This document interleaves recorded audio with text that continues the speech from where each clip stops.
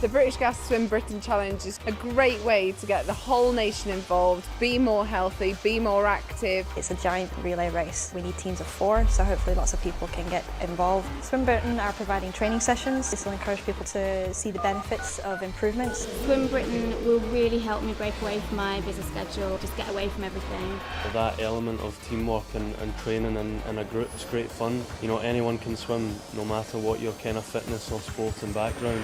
That's what's brilliant about this, is that it is a team event. It just makes it so much more fun. You can all cheer each other, support each other on. I want to take part in Swim Britain because I want to get fitter, lose some weight and make a permanent change to my exercise routine. So make sure you sign up to this amazing challenge. You never know, I could be on your team.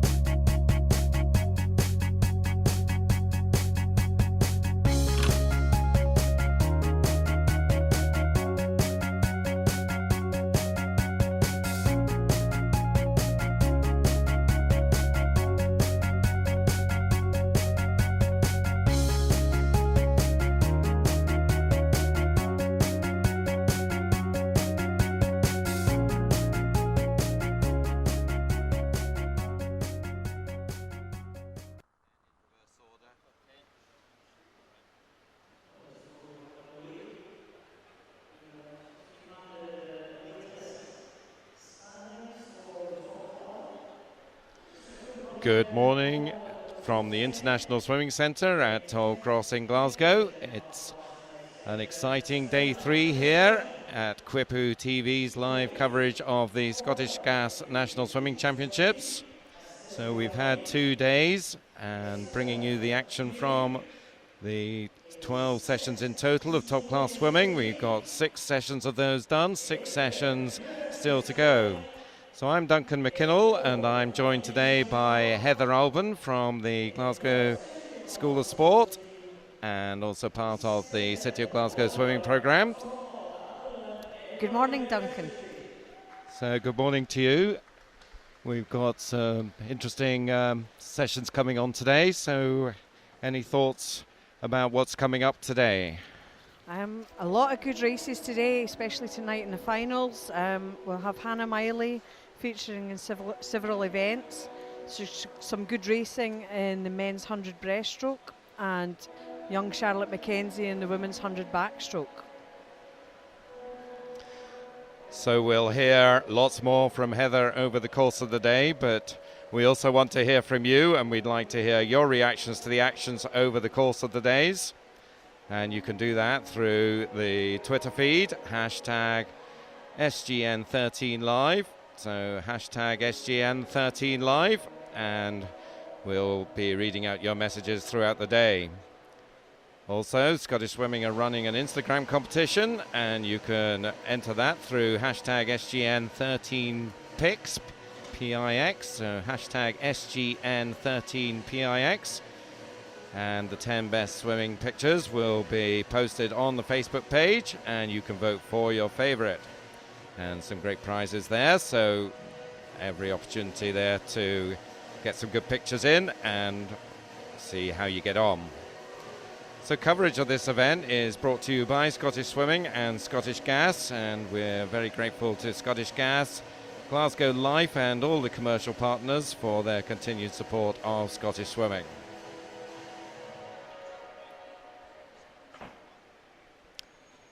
So the pool is crystal clear and quiet at the moment. We've about 4 minutes out from the beginning of this morning's racing. So Heather, 200 metres individual medley gets us going. We've got a disability event there. Any names to watch out for?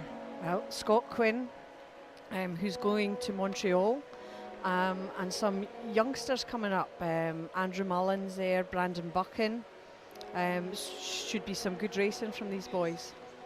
So Scott Quinn, then the Montreal, then that's the International Disability World Championships. So that's in the summer. That's right. And Scott is one of, I think, 3 Scots. Andrew Mullen, another one, I believe, who is on that team. So 2 of them in that very first event of the morning. Then the able-bodied events. Don't think we've seen Mark Sharanek on the podium yet in these championships, so he'll be looking to put that right, I would think, in the 200 IM. That's right, and he'll have some challenges there by Fabian Whitbread, who's been having a really good meet and has been very strong. But we have to remember these boys are maybe 10 days out from the World Championship trials, and some of them are not rested yet, and it is an open field today. And following the 200 IM, the women's 400 freestyle, and Hannah Miley continuing a very busy meet, as she always does. Yes, and looking strong. Again, Aisha Thornton, who's up from Loughborough University, should provide some good swimming and some racing with Hannah. And some of these youngsters, Camilla Hattersley, who had a really good 400 yesterday, should be up there challenging. Yep, that should be good. And then men's 100 breaststroke, that will be one of the races of the day, I would think. I think that'll be very strong in Scotland at the moment on men's 100 breaststroke. Ross Murdoch has had a fabulous season so far and is just going from strength to strength. But Craig Benson, Olympian, never rule out, and coming through stronger as the season's going on. Douglas Scott from Women's Stirling 100 University. backstroke, so Charlotte McKenzie has looked in good form this season, and particularly this weekend. Yes, she has done, and it'll be exciting to see her swimming this 100 after her great 50 backstroke on the first evening. And following that, we got men's 200 backstroke. So we saw a cracking race in Edinburgh at the East District Grand Prix on Ryan Bennett against Craig McNally. I think we've got the rerun here. Yeah, and who knows who's going to take that. Craig looks superb in Edinburgh, but Ryan looking also in good form this weekend. Men's 50 freestyle should be pretty open, I would think. Yeah, I would have thought so. Whoever gets to that touch the first. A good start, good finish there. And then finally, well, we've got the women's 50 breaststroke. So at the moment, I think we're pretty lucky in Scotland, aren't we? We've got some of the best 50 breaststrokers women in the country. We have, and the majority of them at the moment swimming out of Edinburgh University. But Kerry Buchan there at University of Stirling, pushing them, and young Caitlin Tootle from Coast. Yep, so that's the City of Aberdeen programme, yep. And we saw, of course, a great 100 breaststroke from Catherine yesterday. That's right, So and out really hard and fast in that first 50 last night. Yep, and then we finish off with the men's 800 freestyle. First 3 heats this morning with the fastest heat, with Martin Kremen leading that tonight. So Martin already picked up the 1500, so he'll be looking to double up on the distance events. But of course, that's this evening. But if we focus into what's coming up right now, and we start off with the 200 IM men and the one heat of the disability events.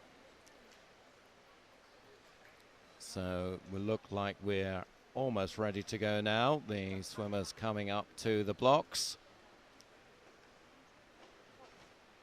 There's going to be 7 swimmers going in this first event.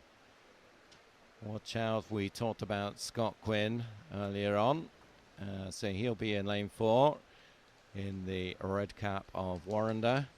Of course, there will be a big range of times here because different disabilities. And the way that works is that we calculate that into disability points. But the referee's whistle goes, so we're under starters' orders.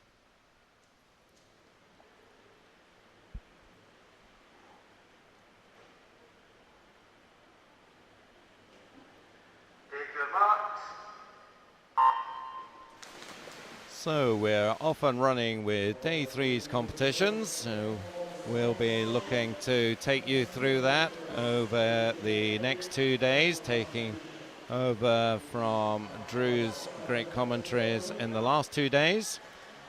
So leading us on then. Good starts in the butterfly from both Scott Quinn in 4 and Brandon Buchan in 5 as they come to the turn. Brandon Buchan started off well. Brandon Buchan from Dundee. He was Dundee City Aquatics, now swimming with Mingus Hill Whitehall. Quite a new talent, but up and coming and a very hard worker. So good to see a range of disability swimming from around the country, and we've got Edinburgh, Dundee, Highland, Lanarkshire, Renfrewshire all involved in this race. But this is impressive stuff from Brandon, although Scott you would think will come roaring back at him in the breaststroke, but let's just see how we go here.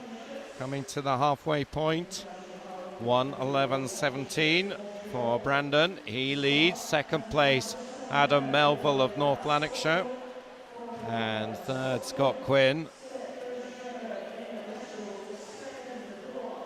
So Scott Quinn then starting to come through, Heather. Yes, strong breaststroke there by Scott Quinn. Brandon Buchan still just leading slightly, but Scott coming up strong on his shoulders. So Scott Quinn then, and he has moved alongside and now is moving past Brandon Buchan, so he is making the most of his breaststroke strengths. We'll see him later in the breaststroke, 100 breaststroke event, but he has turned a fairly substantial deficit into a fairly good lead as he goes through 1:55.63 into the freestyle. Let's see if Brandon can make any impact down this last length to try and close it down. Strong second half there by Scott Quinn. Brandon just coming up tentatively behind. So 15 metres to go then, and it's going to be Scott Quinn. He's holding about a 4 or 5 metre advantage. Second place is Brandon Buchan, and third place in lane 3, Adam Melville, who's also had a pretty strong weekend so far, the swimmer from North Lanarkshire. But first in is Scott Quinn, then Brandon Buchan, Adam Melville, followed by the Highlander Craig McLean. First time I've seen him in national competition, so it's great to see some new faces in these disability events. Andrew Mullen, keep an eye on him in lane 2, so he is now for a relatively young age, a 17-year-old, of course appeared in the Paralympics in the S5 category, so the most severely disabled of the swimmers in this race, and every time he gets in the water he seems to improve, and he comes in front at 3:16.86 for him, so he's improved again by about 0.6, and just behind him was Adam Scott. We still have one more swimmer to come in, that's Lachlan Macbeth of the Highland Swim team in lane 1. He's got a 3:39 entry time, so we'll just keep an eye on, see whether he can be there or thereabouts. So final swimmer coming in, so just a little bit off today for Lachlan, 3:45, and there is the 1, 2, 3. Scott Quinn first, 2:32.81. Brandon Buchan was second, 2:36.09. And Adam Melville taking third, 2:42.25. So we move to the able-bodied swimmers now, and we've got 5 heats of them, and we've got 5 swimmers going in heat 1.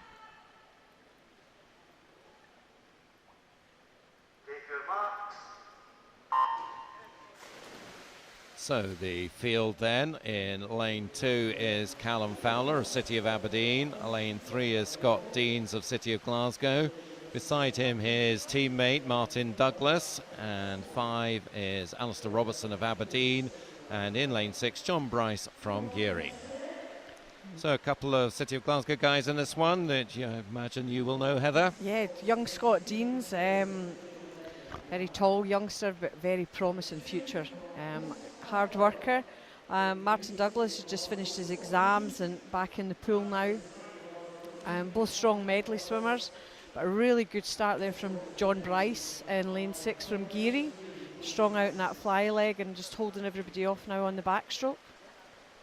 So 2:20s they're all entered on, but John Bryce, which is, I must admit, not a name I know very well. John, there's a number of Bryces in the Geary program, and John, I assume, is one of the family, and he is taking a good start to this one. 1:04.61 at halfway, and leads by over 2 seconds from Scott Dean second and Alistair Robertson from Aberdeen in third. All very close, second and third, but John Bryce has really broken away here, and he seems to be continuing that progress in the breaststroke.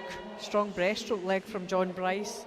Others struggling there to catch him up. But some good Martin Douglas, quite a good breaststroker there from City of Glasgow coming forward now. All in a line, but still John Bryce, a really strong breaststroke leg there.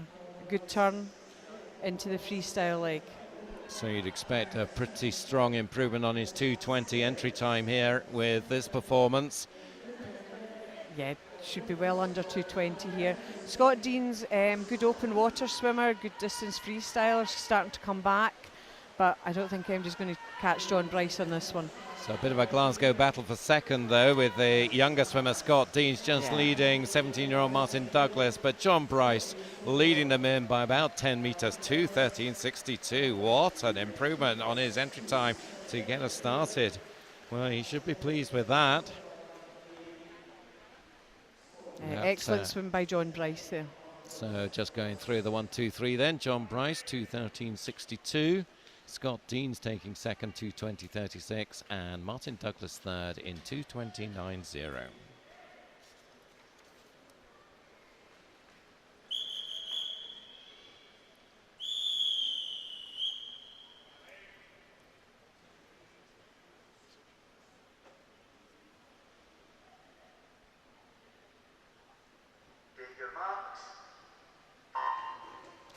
So we move on to heat 2, and we have an empty lane here in lane 5. So the swimmers here, Cameron Nelson of Carnegie in lane 0, Alistair Kirkwood, City of Glasgow in 1, Joseph Miley of Geary in 2, Thomas Slater of City of Canterbury in 3, James Black of Warrender in 4, Ross Gale, Ren 96 in 6, Finlay Williamson of East Lothian in 7, Stephen Gibb, Dundee City Aquatics in 8, Dean Strachan of Carnegie in lane 9. Strong start from Dean Strachan in the butterfly, but this is a much more competitive race so far. Alistair Kirkwood there from City of Glasgow come through on the backstroke leg, quite a strong backstroker as an individual swimmer. As an individual event, Alistair is. And he's got, a metre or so on Joseph Marley, who's also come up nicely in the backstroke. So those two then at halfway, about 3/4 of a second apart. 1:03.02, the halfway split. And there's a number of swimmers lined up behind them who could put in a challenge in the breaststroke. Joseph Miley had a really strong turn there, really fast turn on the back to breast leg, and caught up with Alistair and is now going ahead of him. Looks like Thomas Slater, the Canterbury swimmer, is moving up nicely as well in lane 3. Of course, don't know too much about Thomas. Great to see some of these English swimmers coming up to our Scottish National Championships, and I hope some of their family are watching us here on the live stream. Great chance if you couldn't come up to join us. Good leg, breaststroke leg there by Ross Gale from Ren 96, turning in first and extending that lead going into the freestyle leg. They seem to get momentum from the breaststroke sometimes that it's very hard for the other swimmers to come back on in the freestyle, even if they are stronger freestylers. That's right, and he had a really strong turn there, but he's just holding off Joseph Miley, who's still coming back at him. Yep, there's about a metre between them, but Ross Gale is going to hold off Joseph, and he takes the heat, 2:17.57. So about a second inside his submitted entry time.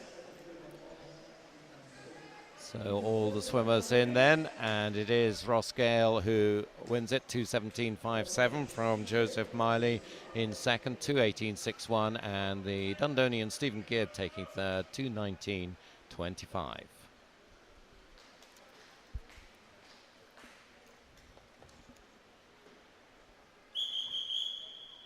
So heat 3 is next up. We're into the cycle seeded heats now. The last 3 heats in each event are staggered through the 30 swimmers.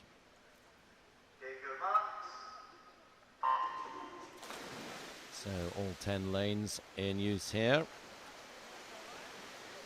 And we've got Ian Elric of first in 0, Matthew Anderson of Warrender in 1, Felix Gifford of City of Aberdeen in 2, Cameron Smith of Edinburgh University in 3, Craig Bowman, Carnegie in 4, Stuart McIntosh, City of Aberdeen in 5, Roy Cameron of Western Berkshire in 6, Joe Yeoman of City of Aberdeen in 7, Donny Price of South Mainland in 8, Cameron Finlayson of Heart of Midlothian in 9.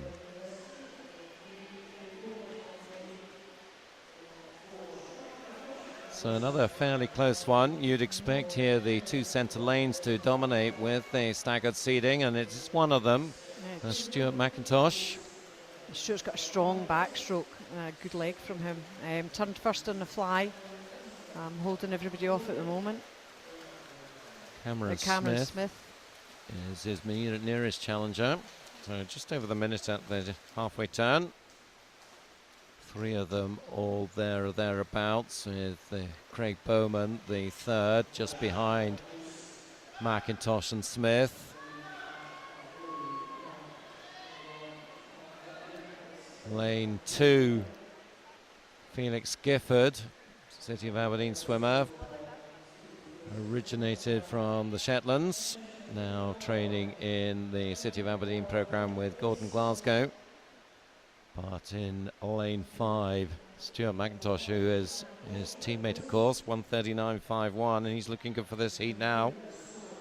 Cameron Smith, strong freestyler though, good distance background, is coming up closely on Stuart's shoulder there with Felix Gifford pushing forward.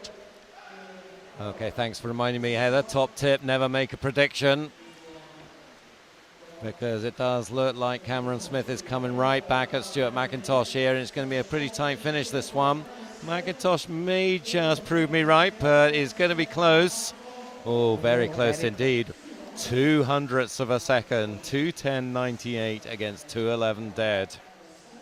Will they be particularly bothered about who took that? Surely, I would think both will make the final. I would think they would both definitely be in that final tonight. So Stuart McIntosh then, 2:10.98 takes it. Cameron Smith second, 2:11.00, and Felix Gifford was third, 2:13.30.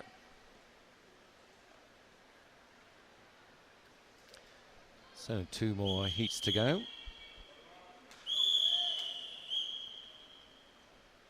On the blocks for heat 4.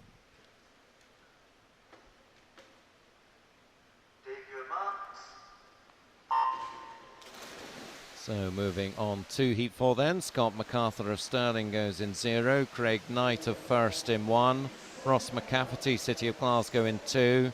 Alistair Miley of Geary in 3. Fabian Whitbread of Warrender in 4.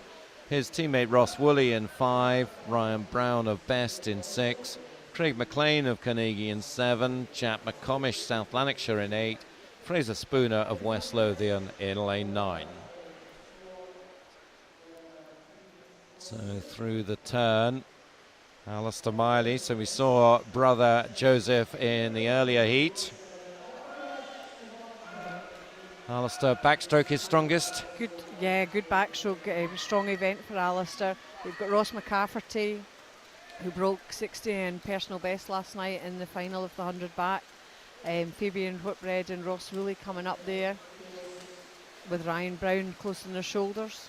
So the familiar blue of Geary leading the way. Alistair Miley just a couple of tenths slower than Stuart McIntosh's halfway split in the previous heat, but well, there's not a lot really, 2 tenths. Oh, excellent turn there by Fabian Whitbread, who came up on Alistair's shoulder off the turn.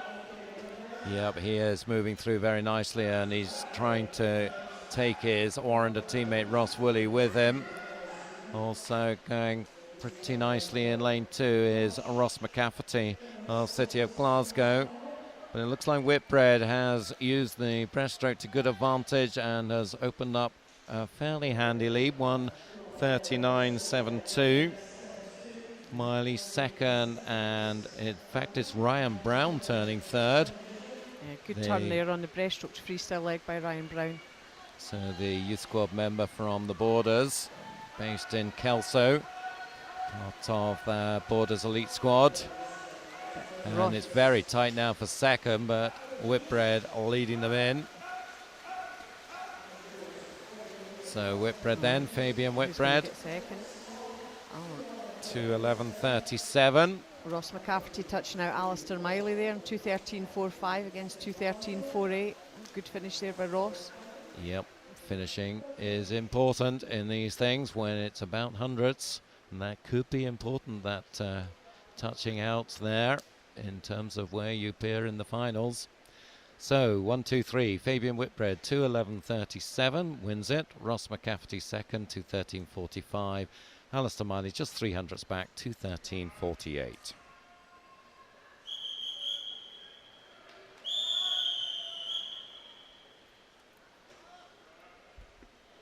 So a final heat in this men's 200 individual medley.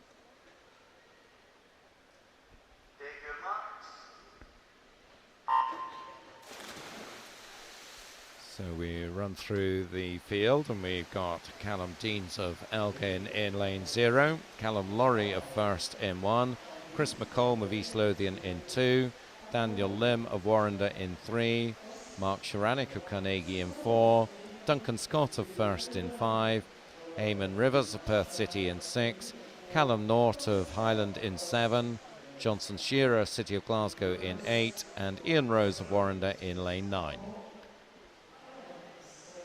Strong final heat this with Mark Sharanek, Duncan Scott, young Duncan Scott, who's at Strathallan School up in Perthshire, and trains there during the school term and then goes back to First and to Stephen Tigg when he's off schooling at the weekends. So no rest for Duncan then. He'll have a very busy schedule there, and I'm sure there'll be no rest for Mark Sharanek in the Carnegie programme under head coach his dad, John.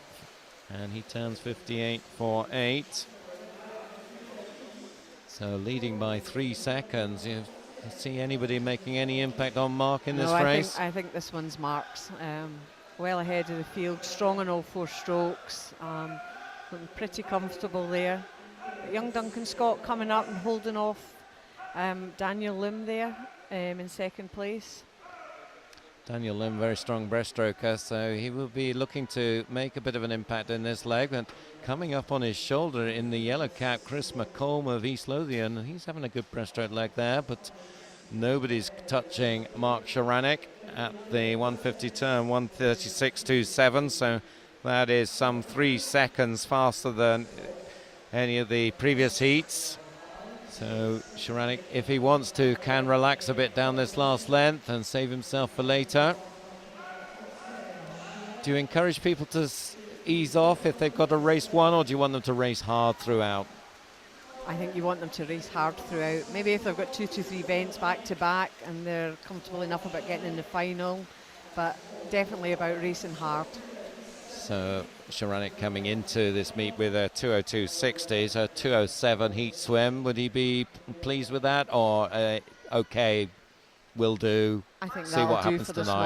this morning. Let's go for tonight. Let's see what happens tonight. So the top 3 then: Mark Sharanek 2:07.09, Daniel Scott coming through strongly to take second, 2:13.17, and Daniel Lim third, 2:14.89. So that's the men's 200 individual medley out the way. We focus on a rather longer race now, the women's 400 freestyle. We will have Hannah Miley coming up in the final heat on this, continuing a very busy program. But in the first heat, we are just about ready to go. You'll see there Hope Gordon, the disability swimmer from Stirling, starting in the water in lane 9. The rest all on the blocks. Take your marks. So running through the field, and we have Amy Robertson of Mingus Hill in lane 0, Paige Lang of Mulgai and Bearsden in 1, Georgia Henry of North Ayrshire in 2, Ailsa Timoney of Warrender in 3, Erin Rafferty of Carnegie in 4, Beth Armour of Aberdeen in 5, Alex Cunningham of East Lothian in 6, Jenna Lafferty of First in 7, Natalie Lees of West Lothian in 8, and Hope Gordon, the disability swimmer from Stowling, in lane 9. Hope Gordon going in the S9 category is the only disability swimmer in this event. So her time 5:43. She won't keep up with the able-bodied swimmers who are about a minute faster than her, so we'll try not to forget about her as this race goes on, but clearly the front runners are going to be the able-bodied swimmers, and there's 3 of them coming to the 100 mark, all pretty close together. Touch just going to Alex Cunningham of East Lothian in lane 6, time of 1:05.76. Coming up in Alex's heels is Erin Rafferty pushing off just beside her, and also Georgia Henry from, Paige Lang from O'Gine Bears Den in lane 1. You see girls all side by side. Yep, we have this problem of just remembering there's a lane 0 here. Lane 0 to 9 is the FINA pool configuration that we're using for these 4 days, so slightly odd to be talking about a lane 0, but there we go. Girls still all in a line, 3 girls. So as a coach, what do you teach young swimmers about these sort of middle distance events, how to pace it and how to judge your swim in it? I think through the year you're doing pacing work, aiming for what you would like to do when everything goes right at your main meet. Some pacing in the warm-up, but for me it's about the first 100 will take care of itself, but really work that second and especially the third 100. Really work that middle 200 and then get in and race with whatever's left in you and the determination on that last 100. So Erin Rafferty has just moved past Alex Cunningham now, so she'll be looking to do exactly what Heather was just talking about there and really work this third 100. Also over in lane 1, Paige Lang, O'Gine Bears Den having a pretty strong year generally as a club. Yeah, some strong swims over the last 2 days from O'Gine Bears Den. But it is still Erin who leads 2:54.01, about 7/10 up on East Lothian's Alex Cunningham. East Lothian, it has to be said, are not shy with those bright yellow caps. You'll always see them in the pool. Matt Trodden, the head coach, not exactly a shy retiring character either. No, I'd agree with that one.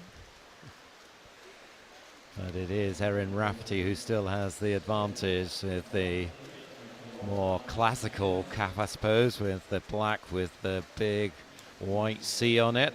And she turns 3:30.84.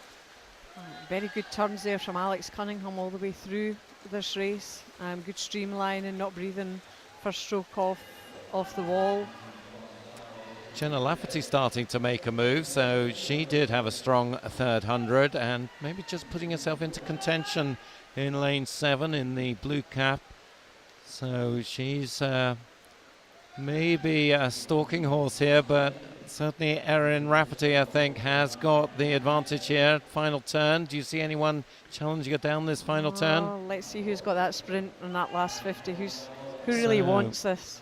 We could have a race here.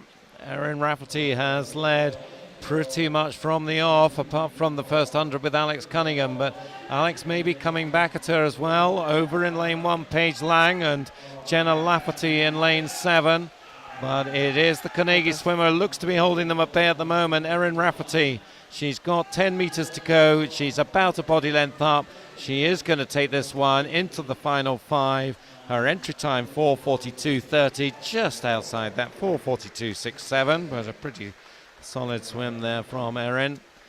Alex Cunningham just behind her, also just around her entry time 4:43.93, and Paige Lang then a strong finish from her 4:44.15.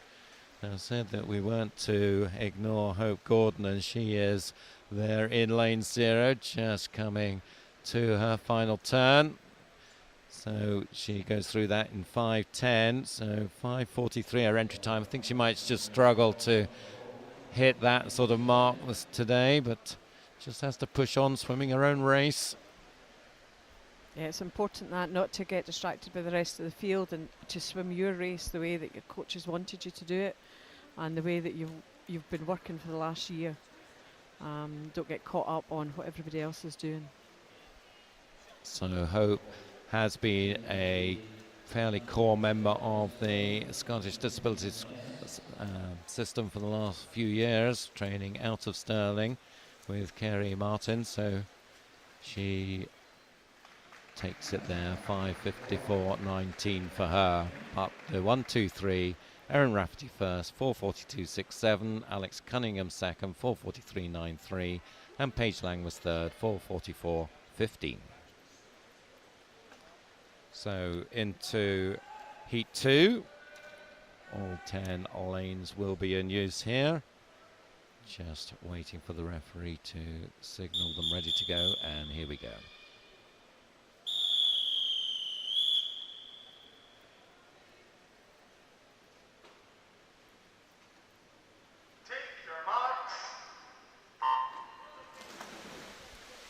So off we go, running through the full field. We have Lucy Ellingworth of South Ayrshire in lane 0, Kate Forbes of Warrender in 1, Emily Hewitson of Dumfries in 2, Zoe Scott, City of Glasgow in 3, Jennifer Henderson of East Lothian in 4, Joanna Whitelaw of East Lothian in 5, Gulsum O'Neill of West Lothian in 6, Chanel Snedden of First in 7, Fiona Thornton of Hatfield in 8, and Lauren Walker-Stewart of Heart of Midlothian in lane 9.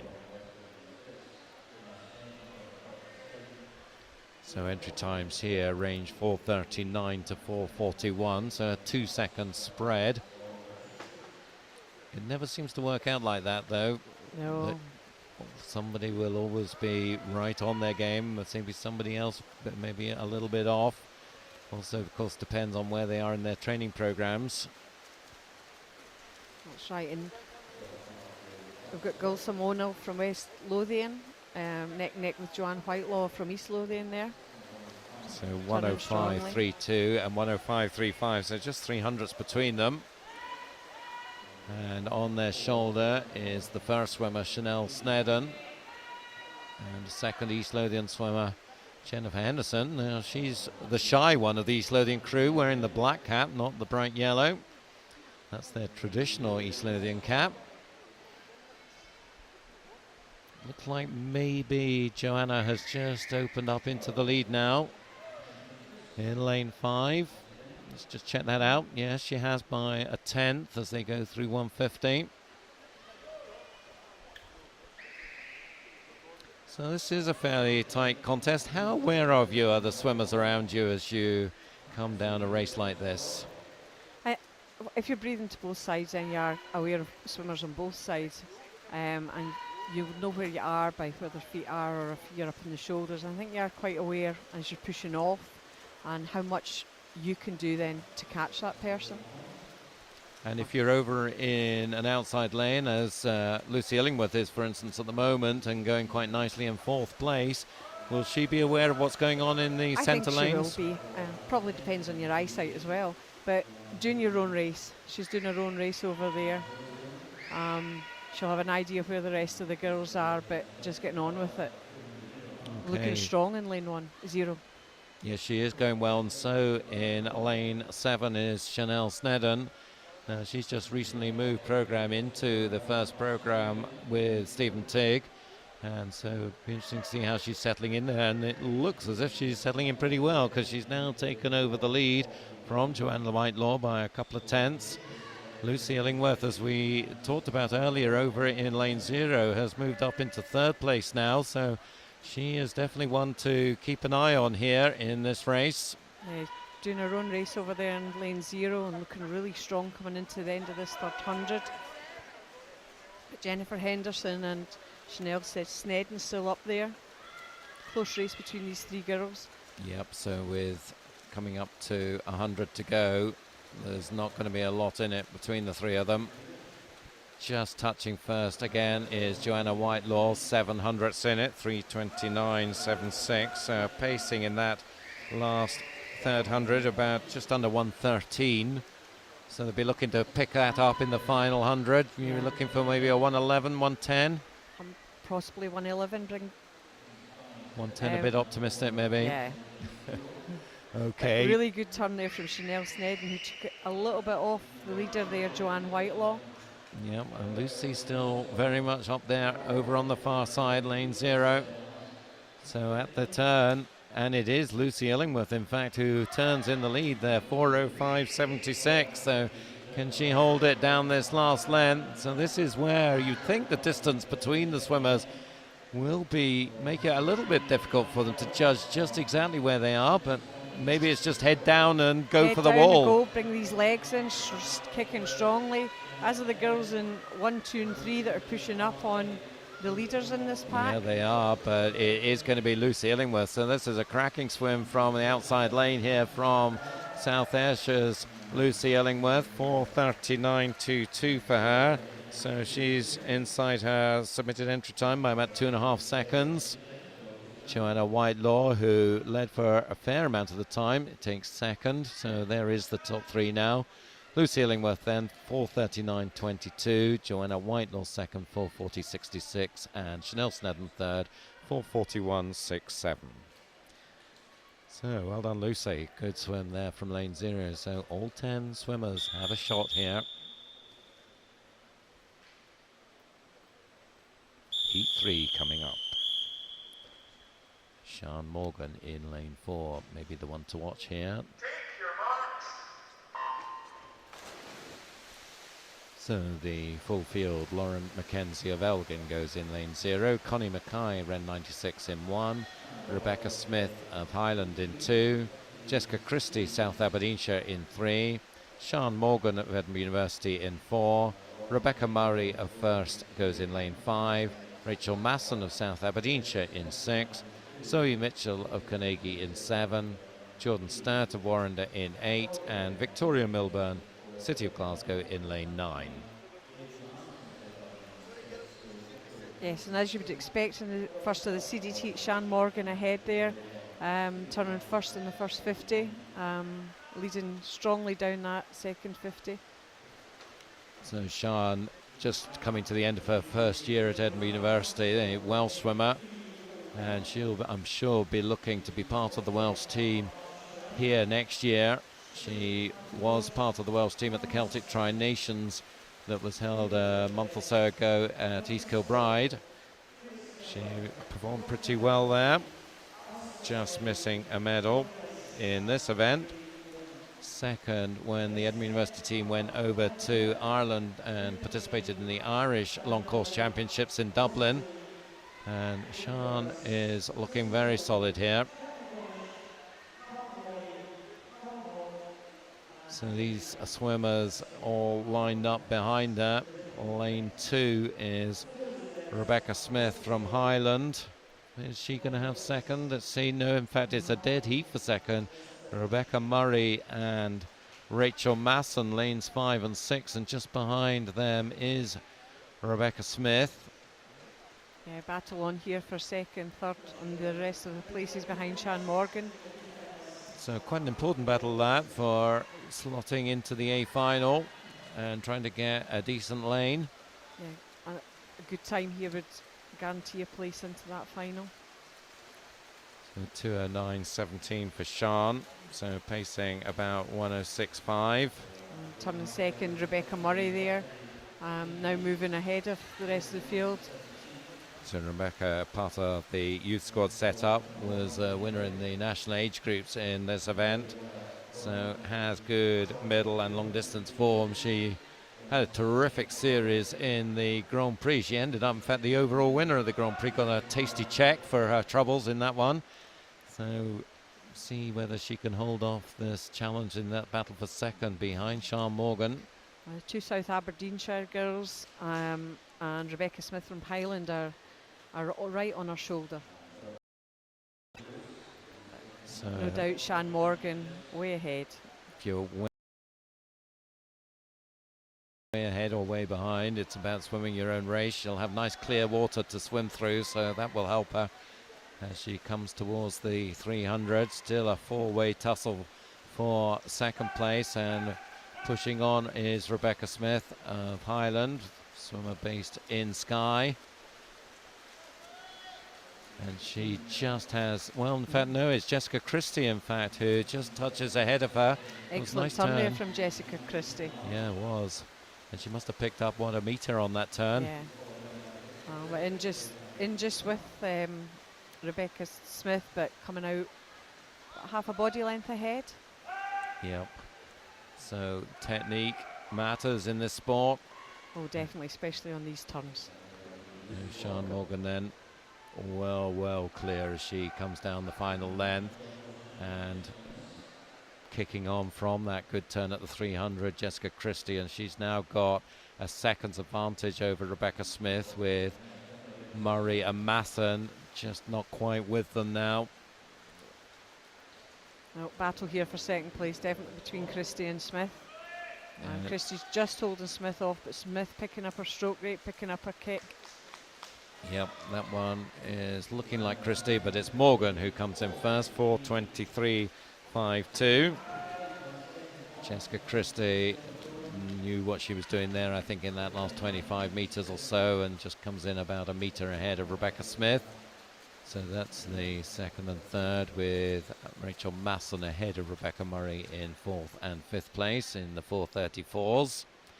So we move then to the top three there. Sian Morgan 4:23.52, Jessica Christie second 4:29.97, and Rebecca Smith third 4:30.89. So we move on to heat 4. Looks like we've got a full house once again. Off we go. Take your marks. So in this fourth heat, we have Kirsten Clark of City of Glasgow in lane 0, Lauren Pirouet of Fife Performance in 1, Alicia McCracken of First in 2, Helen McRoberts of Warrender in 3, Aisha Thornton of Loughborough in 4, Camilla Hattersley, City of Glasgow in 5, Jennifer King of North Ayrshire in 6, Karen Kelly of Stirling in 7, Olivia Jackson, South Lanarkshire in 8, and Jessica Thompson of Geary in lane 9.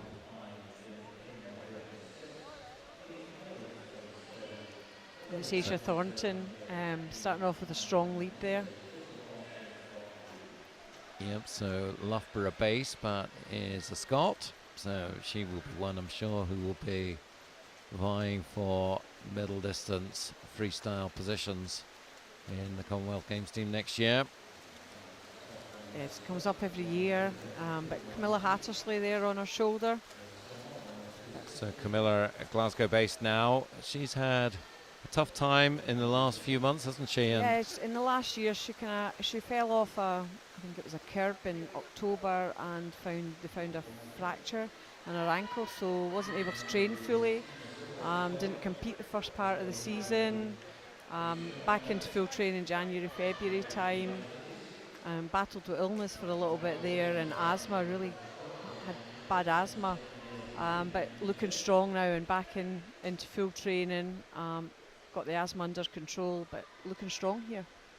And she certainly, well, saying going with Aisha Thornton, but Aisha then again, that turn, she's just opened up a bit of a gap there. And she's got about 3 metres. These turns are so important.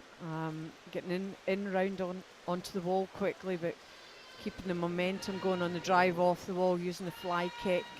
You can gain so much by having strong turns, also lose so much by turns not being as strong.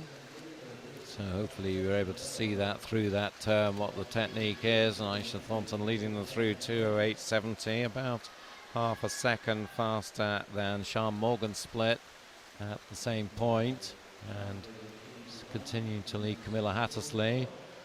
Helen McRoberts been around for a long time with the Warrender program, and a good middle and distance swimmer, so an open water swimmer, so she may strengthen as this race progresses. Yes, but still Aisha and then Camilla with Helen McRoberts just behind in third place. Looking a little further back, we've got Jennifer King and Karen Kelly at North Ayrshire and Stirling respectively, and they're in lanes 6 and 7, just ahead of the swimmers in lanes 1 and 2. That's Alicia McCracken in 2 and Lauren Pirouet in 1. But at the front, around about 15 metres ahead of them, is Aisha Thornton, 3:14.99. Camilla Hattersley has a 2.5 maybe metres on Helen McRoberts, so that's looking like the 1, 2, 3 now.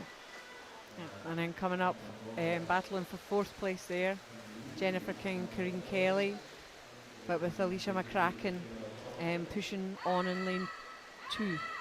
So probably not a battle for the A final, but certainly will be for the B final, and they'll want a second swim. B final's quite important from a coaching perspective to get that second swim. That's about getting that second swim and getting the experience of swimming morning and evenings. Also being able to correct things that you've maybe done wrong or you felt didn't go quite as well in the morning heats. So yeah, these girls looking for second swims tonight in this event. Do you find that swimmers are well able to correct things from the morning to the evening? Yes, yeah. And in the majority of them, yeah. And with the technology now and people videoing on iPads, it's easy enough for coaches now just to feedback, let them see what they've done, or looking at their splits where they need to pick the race up in the second swim. So the evidence is there now with the iPad technology. They're Yeah, not just believing you, they can see it now for themselves. You can show them where they've went wrong. So the final swimmer's just coming in now. Kirsten Clark finishing off the heat in lane 0. And we should then move to the 1, 2, 3, which was as predicted. So there is the 1, 2, 3 for you now. Aisha Thornton 4:20.99. Second place Camilla Hattersley 4:25.98, and Helen McRoberts third in 4:27.82.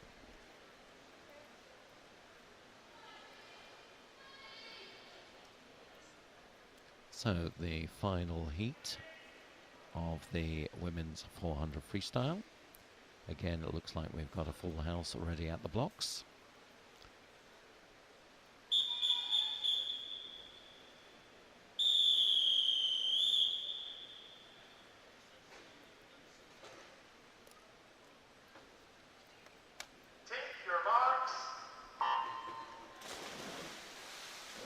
So we run through the full start list here. Alexandra Bryce of first in 0, Megan Briggs of Warrender in 1, Meg Finnan of South Lanarkshire in 2, Nicola Lamb of Fife Performance in 3, Hannah Miley of Geary in 4, Lucy Campbell of Windsor in 5, Abby Houston of Dumfries in 6, Orla Adams of Geary in 7, India Dodd of Warrender in 8, and Murray High from Ren 96 in lane 9.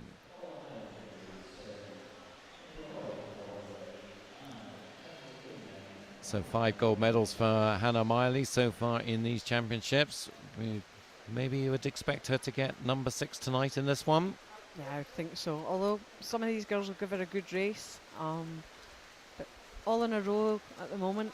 Easier heat for Hannah this morning. Or easier swim, not an easier heat. Certainly at the moment she's happy to be part of the group of leading swimmers. Led by Dumfries's Abby Houston at the 100 mark, 104.38. So this is a bit slower than the previous 2 heats early on here, and there is at least 5 swimmers there in the mix at the front. From lane 3, Nicola Lamb through Hannah Miley in 4, Lucy Campbell 5, Abby Houston in 6, and Orla Adams in 7. Lucy Campbell is another Scot from down south in the Windsor programme, just in the southeast outside London. Yeah, still Abby Houston from Dumfries leading. Yep, wouldn't expect her to hold this, but it would be quite interesting if she did. She goes in lane 6 in the dark blue cap.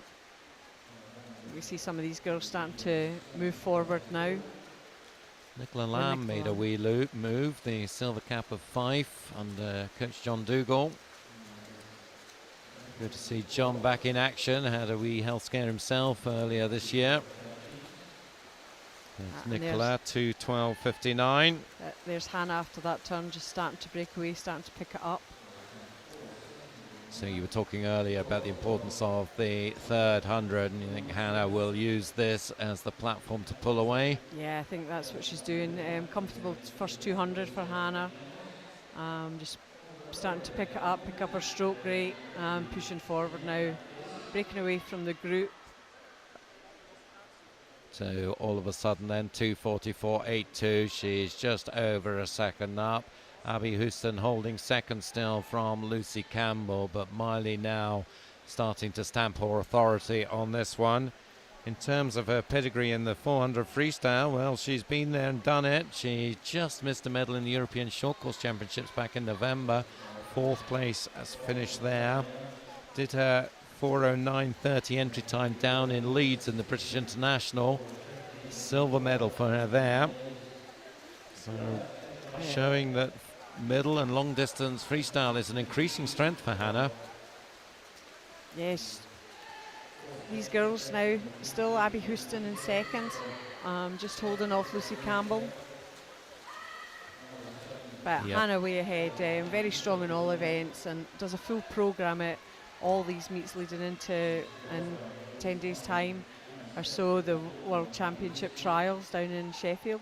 So will she ease off from here on in after this weekend just to get herself into a little bit sharper for Sheffield? Yeah, I would think so, or ease off as Hannah does. Which is not much, I guess. No. So Hannah Miley then now up by 6 or 7 metres. Still the battle on for second. Looks like Lucy Campbell's just edging past Abby Houston. This has been a strong swim from Abby, though. It has been. These free skills and the boys really strong on middle distance and distance freestyle, coached by Ben Hickson. Yep, he's made a real difference down there. And 4:21.81 then for Hannah Miley. So not quite as fast as Aisha Thornton, but I don't think that will bother her too much. No, that looked like a comfortable swim from Hannah this morning. Lucy Campbell taking second, 4:25.65, and Abby Houston third, 4:26.16 as the remaining swimmers come in. And just summarising that again, Hannah Miley then 4:21.81 leads Lucy Campbell second, 4:25.65. Abby Houston was third, 4:26.16. So from the women's 400 freestyle, we next have the men's 100 breaststroke. And again, we start off with disability heat. We've got 6 swimmers ready to go in this one. Seen some of them already in that 200 IM, so they've not had too long to recover for this one.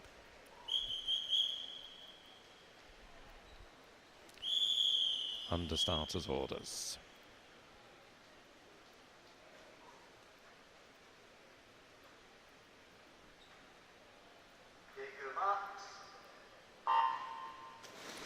So away we go. Craig McLean of Highland goes in lane 2. Adam Melville, North Lanarkshire in 3.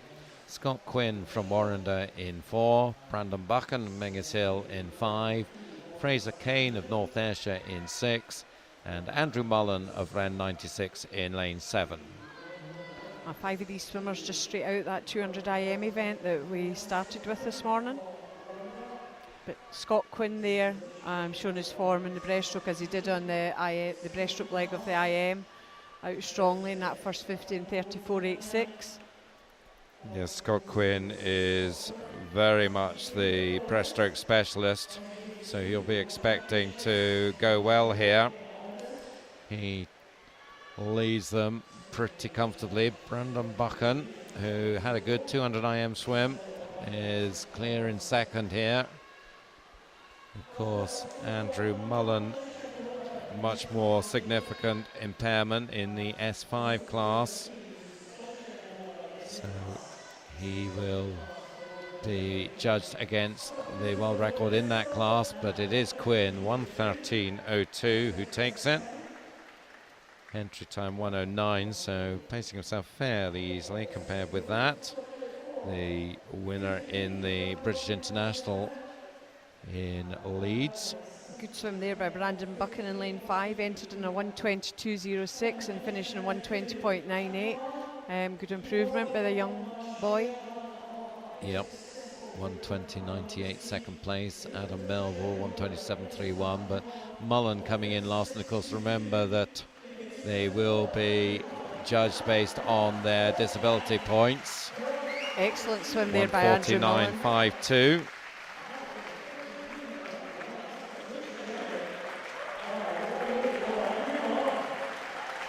And we believe that that time, 1:49.52, Andrew Mullen, a new S5 British record there. So impressive stuff.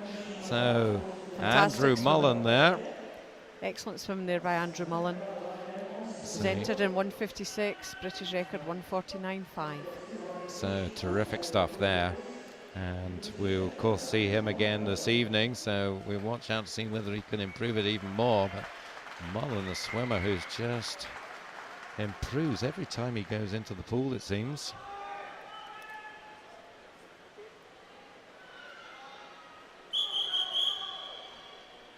So on to the able-bodied events now. 5 able-bodied heats. First one up on the blocks. Take your marks.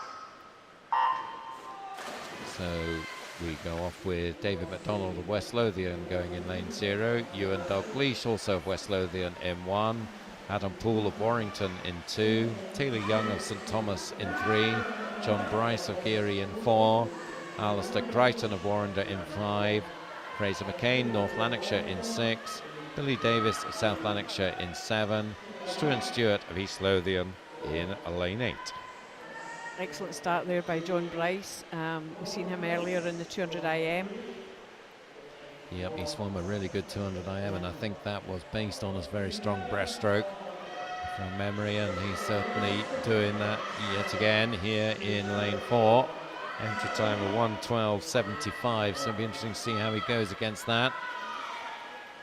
Tight for second. Struan Stewart in the yellow cap in lane 8, and beside him Billy Davis of South Lanarkshire in lane 7. A number of others though in the mix as well. The Warrington swimmer Adam Poole, one of them in lane 2, but a convincing victory from Bryce and a big improvement on his entry time, 1:09.09, so should be pretty happy with that. And Adam Poole in lane 2 from Warrington.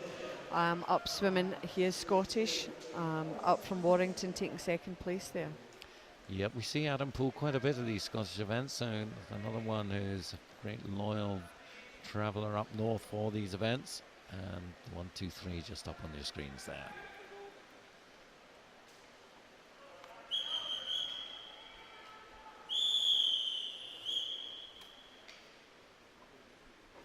So heat 2 on its way.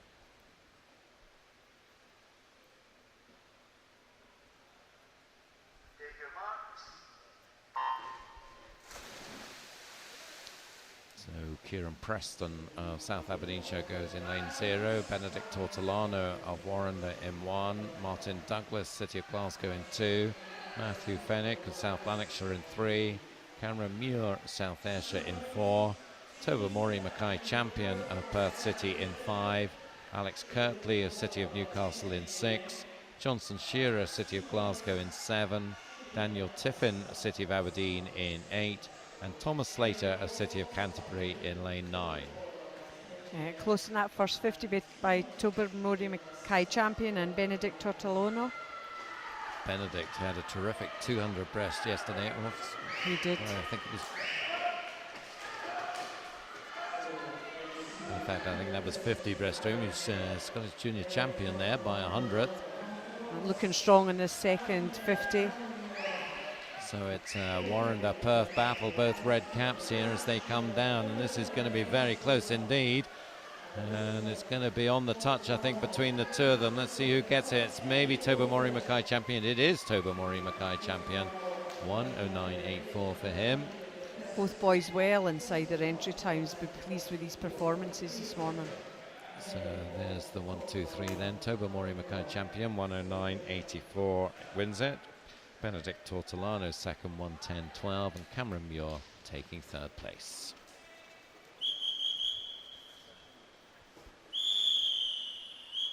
So on to the staggered seeded heats, heat 3.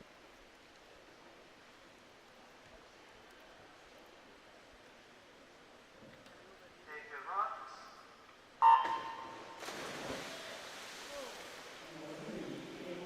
So off we go then, and we've got Greg Barnes going for Carnegie in lane 0, Greg Watson, the 5 performance in 1, Mark Campbell, City of Aberdeen in 2, Callum Tate of Edinburgh University in 3, Douglas Scott, University of Stirling in 4, Nicholas Quinn, Edinburgh University in 5, Matthew Nicholson, City of Glasgow in 6, Callum McBeath of Forres in 7, Chris McColm of East Lothian in 8, and Scott MacArthur of Stirling in lane 9. As you would expect, Mark Campbell going out strongly there in that first 50, closely followed by Dougie Scott. So we've got a very interesting group of breaststroke men at the moment, and these two will be two of the competitive outfit vying for places in next year's Games team. Nicholas Quinn coming up there from Edinburgh Uni. He had an excellent swim yesterday. Yep, winner in the 200 breaststroke, but it is Scott who takes it by a quarter of a second. 1:03.70 for him. Second place was Nicholas Quinn, 1:03.95, and Mark Campbell third, 1:04.72. 1, 2, 3 on your screens now.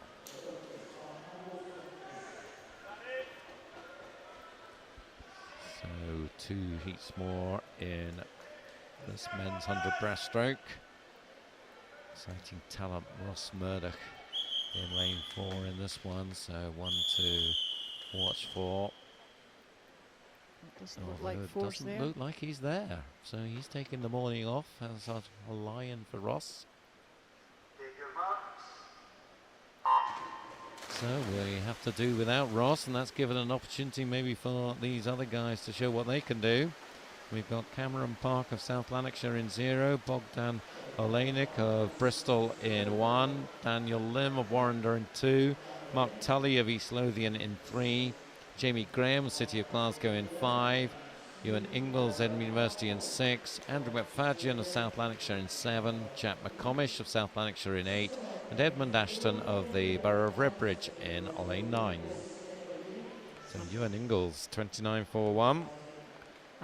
Ewan was third in the 50 last night, so you expect him to go out there quite quickly, leading the field. But Jamie Graham and Mark Tully, strong on his shoulder. It looks like Jamie Graham's just coming forward in this last 25.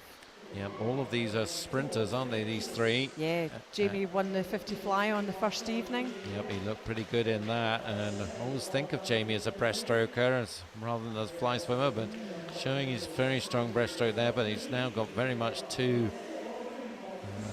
tricks in the bag there, and Jamie Graham then takes that heat faster than the previous heat, 1:03.27. So we didn't miss Ross too much there. That was a good swim from those leading group of swimmers. So the 1, 2, 3, Jamie Graham 1:03.27, Mark Tully 1:03.85, Ewan Ingalls 1:04.49. And Ross, if you are watching this, yeah, we did miss you really.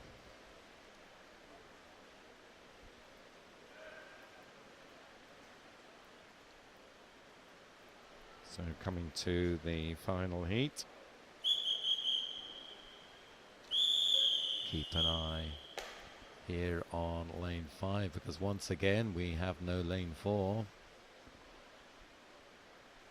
Take your marks. So Craig Benson is also sitting this one out. So that gives the field to the other swimmers. Alexander Schlar of Bristol in 0, Greg Watson of Mulgai and Bearsden in 1, Scott Wilcox, Edinburgh University in 2, Joseph Wellstead of Stirling in 3, Andrew Rodgie of Edinburgh University in 5, Mike Thompson of East Lothian in 6, Ian Rose of Warrender in 7, Jack Holroyd at Edinburgh University in 8, Callum Deans of Elgin in 9. Good start from Scott Wilcox in lane 2, 31.03.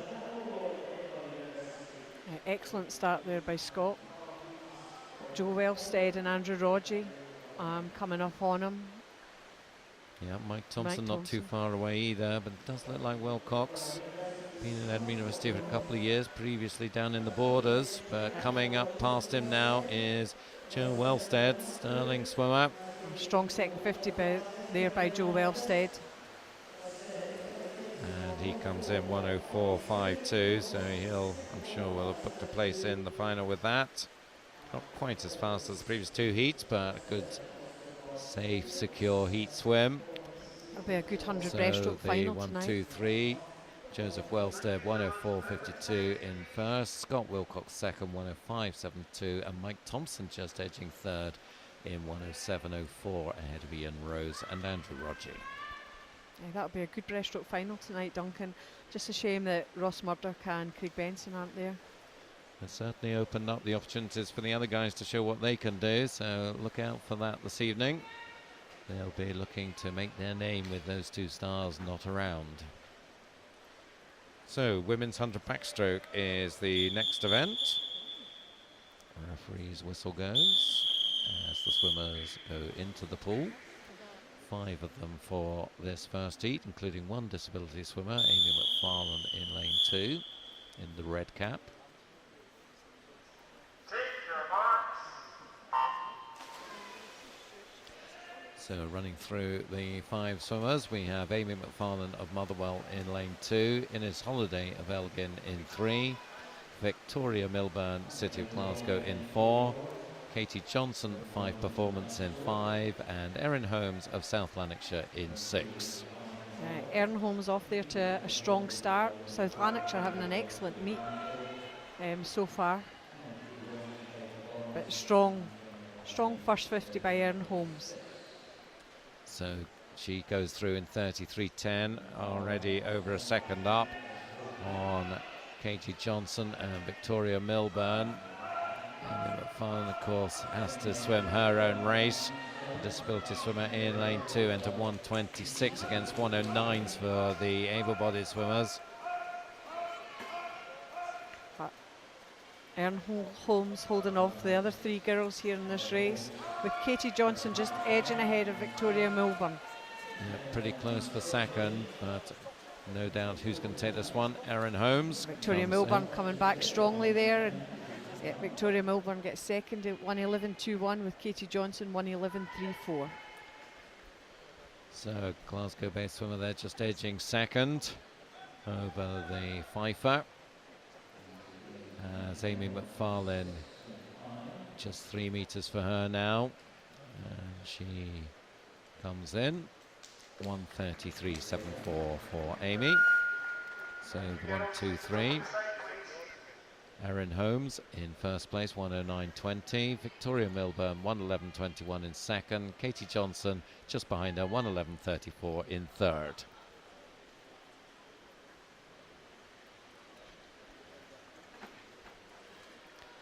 So, of course, just a little bit longer between the heats in the backstroke as the swimmers need the time to clear the pool. Normally for the other events, of course, we go over the top. We're just also having a wee chat, I think, about that last result between the referee and the timing officials. But they seem to be happy with it, so we're moving on to Heat 2.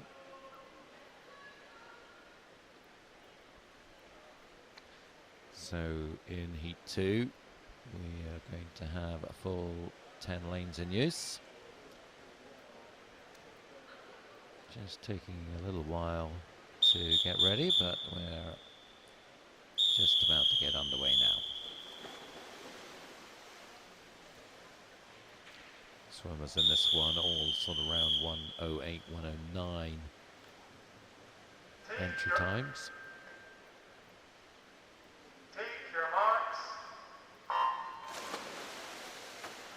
So off we go.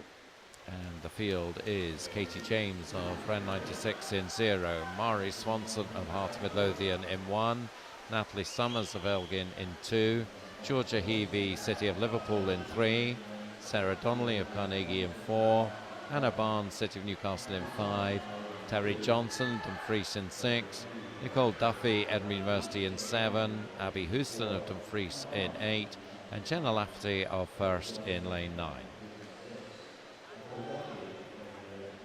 Okay, and it's Nicole Duffy from Edinburgh University taking it out in that first 50. Just slightly ahead of these other girls.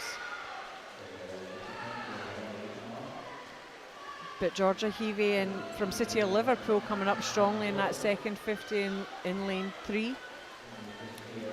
Yep, so Georgia and Nicole, I think, are going to decide this between them. The number of other swimmers only a metre or so behind on them. And here's Abby Houston from Dumfries coming up strongly to finish in lane 8. Abby, who we've just seen in the 400 free. Yep, she nearly got it there, but just left it slightly too late. But inside her entry time once again, so she's having a pretty good morning's swimming. Second place there, but the 1, 2, 3 then. Nicole Duffy taking it 108.58, Abby Houston second 108.75, and Georgia Heavey third in 109.08.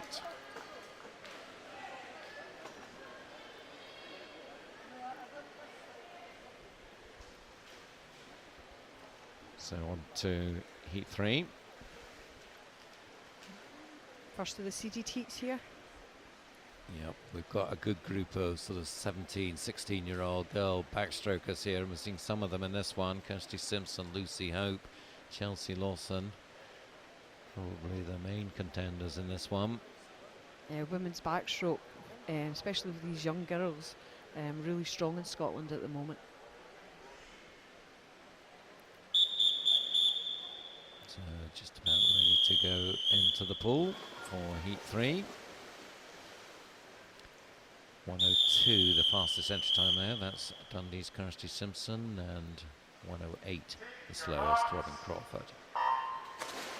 The full field being Kimberly Mackay of Midlothian in 0, Chloe Barkley of Western Bartonshire in 1, Lauren Jokes of City of Glasgow in 2, Chelsea Lawson, Carnegie in 3, Kirsty Simpson, Dundee City Aquatics in 4, Lucy Hope of Best in 5, Rachel Sharples of East Lothian in 6, Sophie Ross of West Lothian in 7, Hannah Suter of Hearts in 8, and Robin Crawford, Ren 96 in lane 9.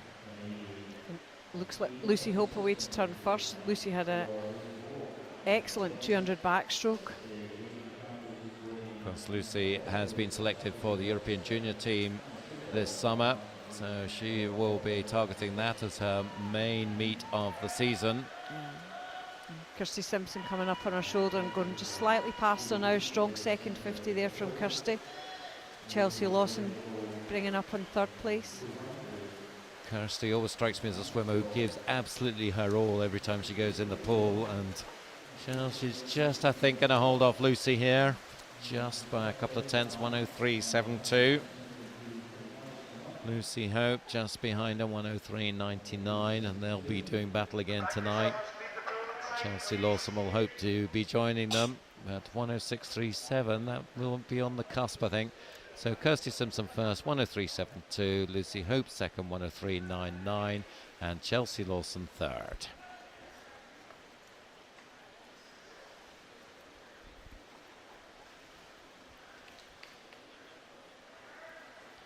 So on to heat 4.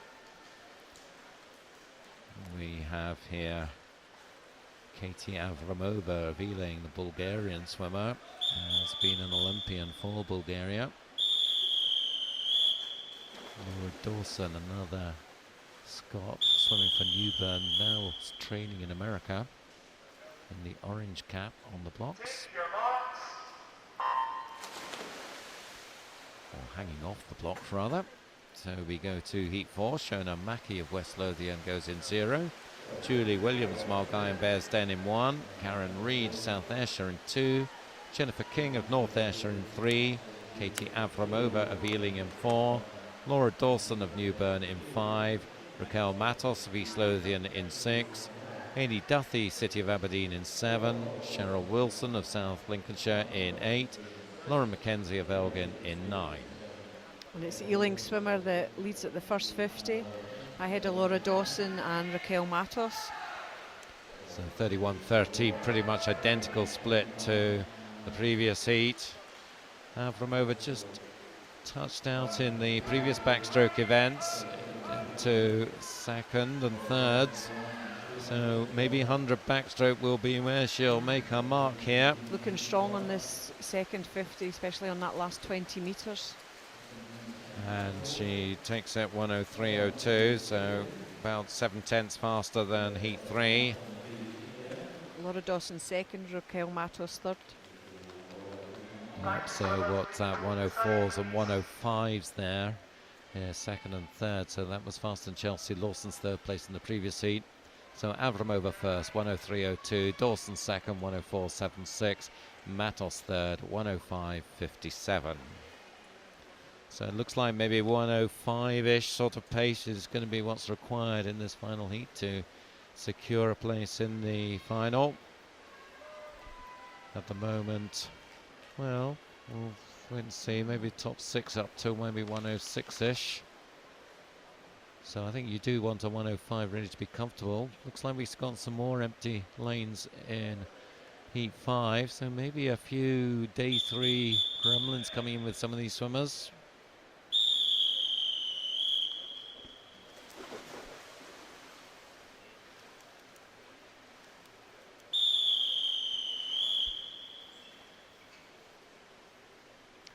So heat 5.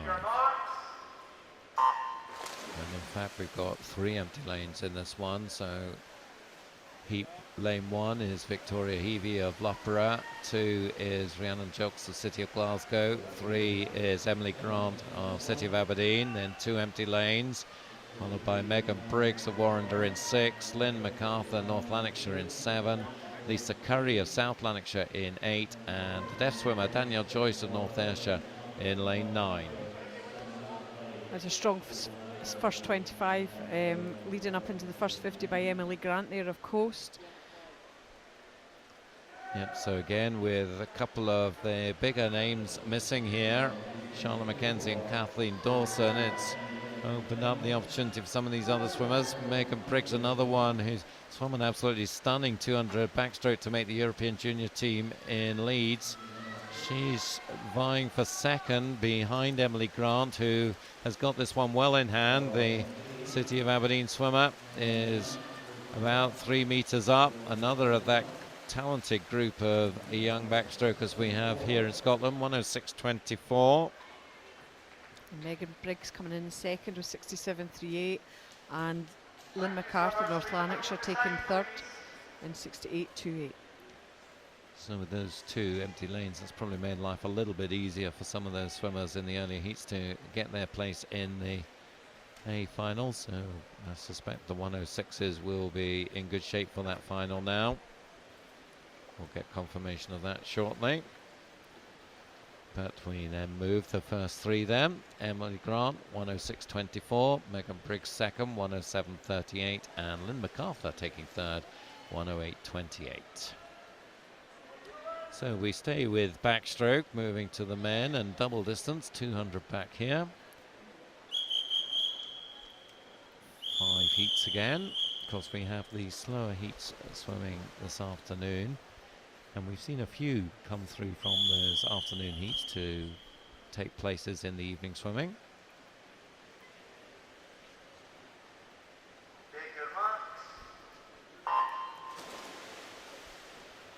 So in heat 1 we've got 6 in the pool.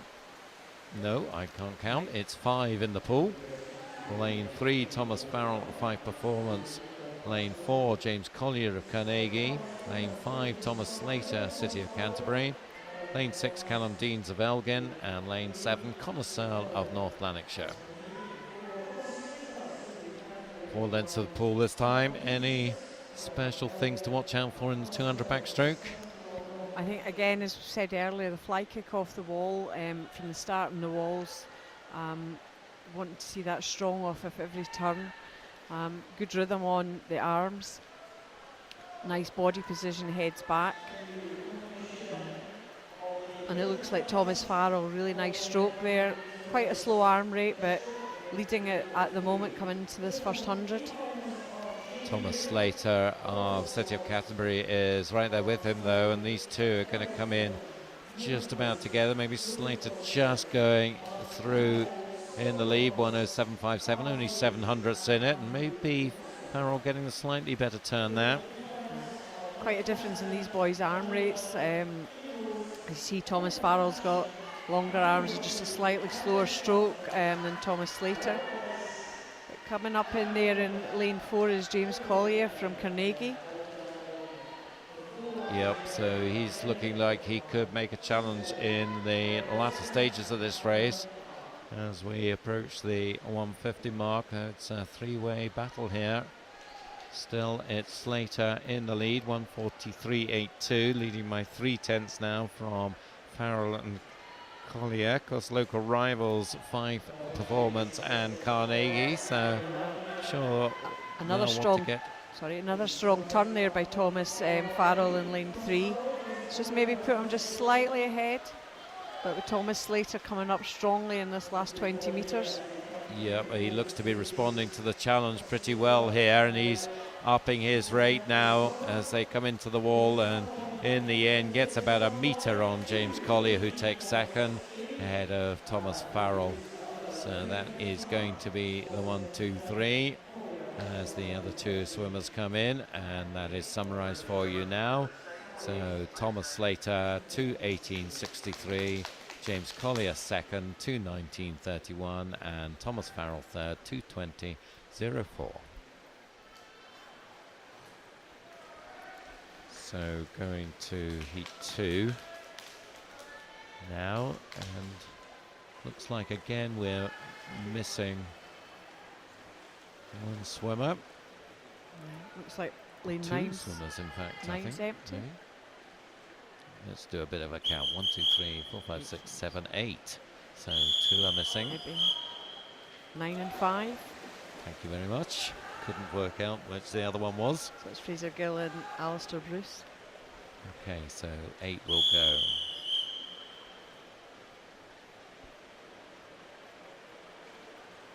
Take your marks. So do you find that swimmers start to get the little aches and pains and snuffly throats and stuff like that as they get to day 3 of the championships? I think day 3 is always the hardest day. Everybody's just that little bit more fatigued. And there has been quite a few bugs going around. I know in Glasgow we've had quite a few kids off with a sickness bug, so maybe just pick something up or a slight injury. Right, so just reminding you on the line out, we've got Jack Elby of South Lanarkshire in 0, Callum Archibald of Warrender in 1, Mark Elric of First in 2, Aaron Todd of Perth City in 3, Cameron Arnott of City of Aberdeen in 4, Alistair Robertson of Aberdeen in 6, Alistair Lambert of Warrender in 7, and Sam Andrews of West Lothian in lane 8. And it looks like Aaron Todd coming, taking out that first 100 quite strongly. Aaron's from Perth City, coached by Anne Dixon. Yeah, I was talking to Anne yesterday, and she's been pretty happy, I think, with the way things are going for her team this week so far. Yeah, they've had some strong swims with Aaron, Stephen Milne, of course, and Scott McLeay, the youngster coming through on freestyle. Yeah, we saw a terrific bronze medal for them in the relay last night. So while we were focusing on the terrific comeback swim from Robbie Rennick to actually win it, at the same time Stephen Milne was coming through like a rocket to pick up the bronze. So Perth City having a good time of it, and they're having a good time here. Aaron Todd leading them at the 150. Nice turn, some really strong fly kicking off that wall from Aaron Todd. Either side of them, Mark Elric and Cameron Arnott. Not going to give him an easy time down this last length. Cameron Arnott in particular, the City of Aberdeen swimmer, maybe just putting in a challenge, and also starting to move up is Alistair Robertson of Aberdeen in lane 6, but Todd should have it from here. He's still up by a metre or so, and he does come in with the win, 2:20.17. Robertson coming through for second, 2:21.32 ahead of, showing there Arnott in third place. A little bit of checking, I think, from the referees as to whether that is the right 1, 2, 3. So this may just take a little bit of time to resolve. Yeah, it did look like Cameron Arnott got that second place. Maybe just not touched that pad hard enough. Yep, so I think there was a bit of a debate about that. So there may be a little bit of a delay here while they sort that out, because it's important to get these things right. And the referees will take their time until they've got it. And it does look now as if that's been corrected, and it has. Cameron Arnott now confirmed as second place. So the result then, Aaron Todd 2:20.17 in first, Cameron Arnott second 2:21.06, and Alistair Robertson third 2:21.32. Maybe remind people that we're on hashtag SGN13 Live if they want to send us some tweets through that we can read out.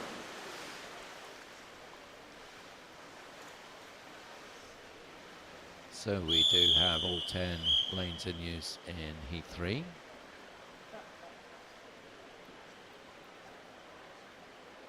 Take your marks.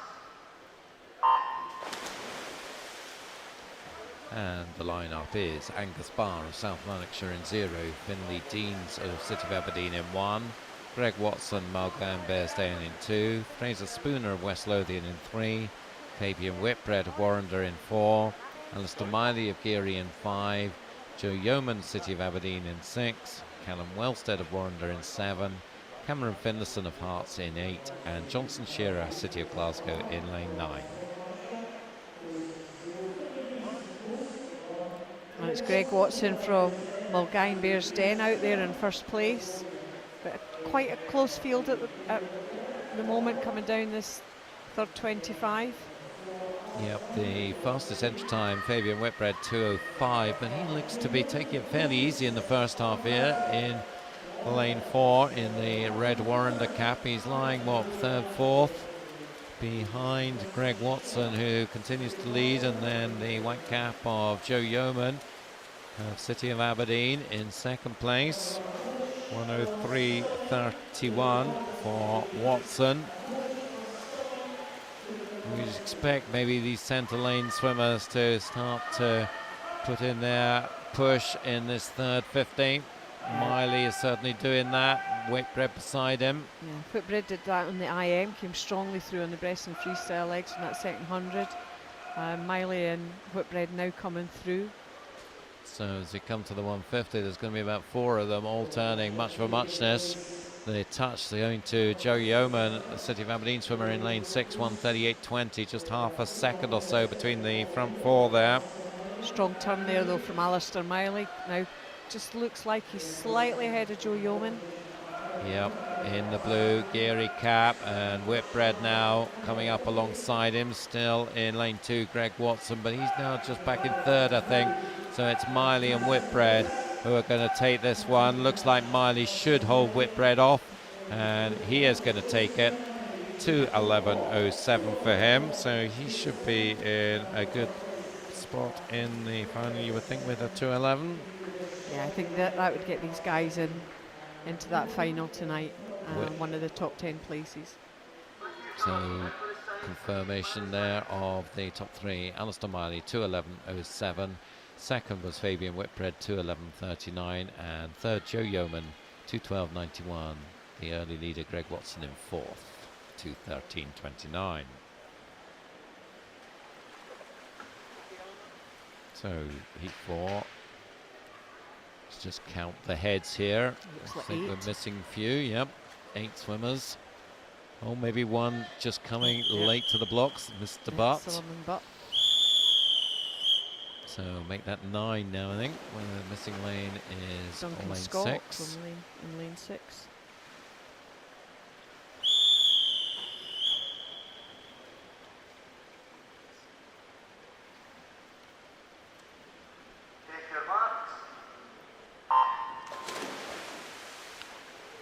So 9 swimmers, as we said, going in heat 4. Daniel McGregor of Warrender in lane 0. Alexander Ray of Newburn in 1.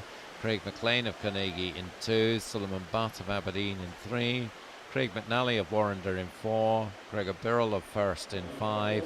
Craig Knight of First in 7. Kieran Brand of South Ayrshire in 8. And Callum Fowler at City of Aberdeen in 9. So Craig McNally will be the one you fancy here. Yeah, I would think this would be Craig's heat, if not his race tonight. Strong backstroke swimmer from Warrender. Yep, so he was part of the Commonwealth Games team in Delhi when he was quite a youngster. 21-year-old now, 3 years on. Great experience that for him going out to Delhi at such a young age. Puts him in great stead for next year in 2014. And he's certainly gone out pretty hard, sub-minute for the first 100. Suleiman Butt coming up in second place in 64.4. Suleiman Butt, an outstanding young talent. So we generally think of him as a middle and long distance freestyler, but he's showing he can do other strokes as well. And also a butterfly junior record. All-round swimmer. Yeah, Good showing his backstroke skills here here. Sorry, I'm talking over you there, but yep, showing his skills in the backstroke, as you said.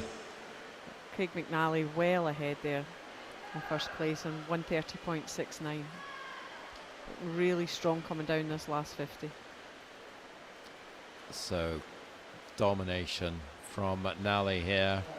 He won't find it so easy in the final tonight because there'll be certainly, well, assuming he's there, and it looks like he's there at the blocks, Ryan Bennett will be up to get revenge. McNally beat him in Edinburgh at the beginning of the month, but it will be a tight one, I think, tonight. One to look forward to, so don't forget to come in for that one in the early part of the evening. So 2:01.73, that's a pretty good heats time. Suleiman Butt second there, 2:12.38. And Gregor Birrell from first and third with 2:15.97. Should we be worried about depth in this event with what's that, an 11-second gap between first and second there? No, I think we'll see some of these guys move forward tonight when they get up into that final place. But I definitely think the race tonight will be between Ryan Bennett and Craig McNally. Well, we're about to see Bennett now in this final heat. Alongside him will be Ross Woolley of Warrender, and on the other side Ross McCafferty of City of Glasgow. But certainly you would think Bennett will dominate this, but let's not count any chickens.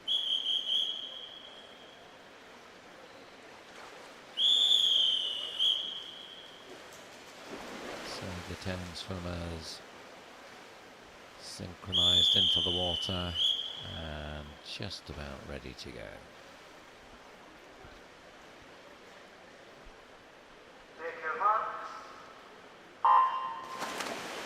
So McNally we saw 29.59, 1:30, 2:01, so keep an eye on those times as Bennett goes through. The full field then, David Mulligan of Warrender in 0, Joe Lynch of Leicester Penguins in 1, Graham Brown of South Ayrshire in 2, Ross McCafferty, City of Glasgow in 3, Ryan Bennett, University of Stirling in 4, Ross Woolley of Warrender in 5, Ryan Brown of Best in 6, Joseph Miley of Geary in 7, Cameron Nelson of Carnegie in 8, and Angus Wall of City of Newcastle in 9. I think for any youngsters out there watching, to look at Ryan Bennett and his underwater work, nearly 15 metres underwater off the turns there.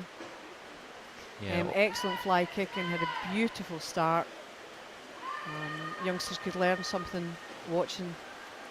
Yeah, always this think young Ryan man. is fantastic short course because the turns and start matters so much more in short course, and he takes full advantage, and I'm not sure anyone really in Britain can touch him short course.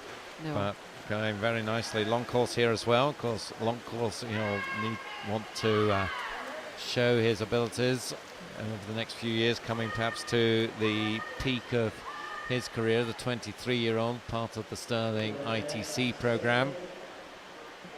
So an important time for him with the World Championships coming up. He will be very keen to be on that team. Coming up strongly here in second is Ross McCafferty from Glasgow.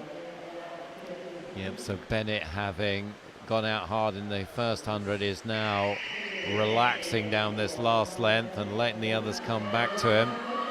Don't think he'll let them go past him, though.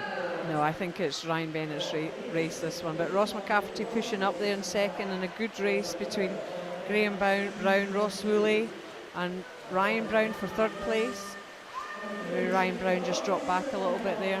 So McCafferty with a 2:07 entry time, so he's not going to be too far away from that, as Bennett just coasting into the wall there. So it was just a stroll in the park for the second half there, so pay no attention to that 2:09 time. He'll be a lot faster than that this evening.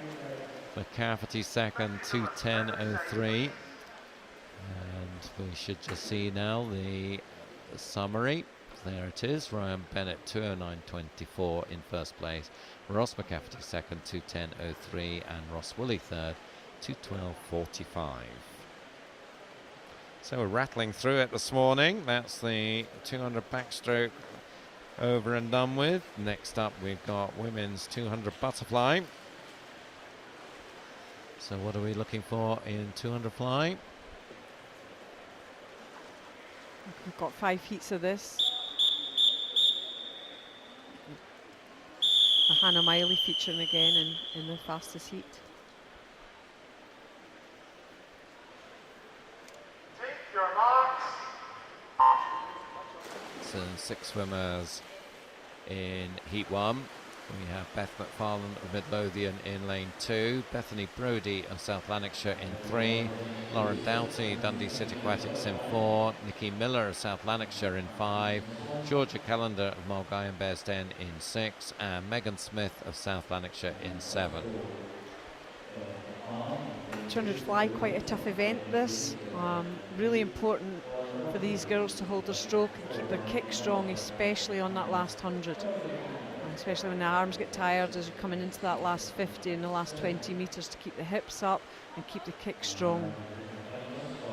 Good start from Mulgai and Bearsden's Georgia Callender. 32.14 for her at the 50. And she has a bit more than a body length advantage on 3 swimmers inside her. Bethany Brodie, Lauren Doughty and Nikki Miller.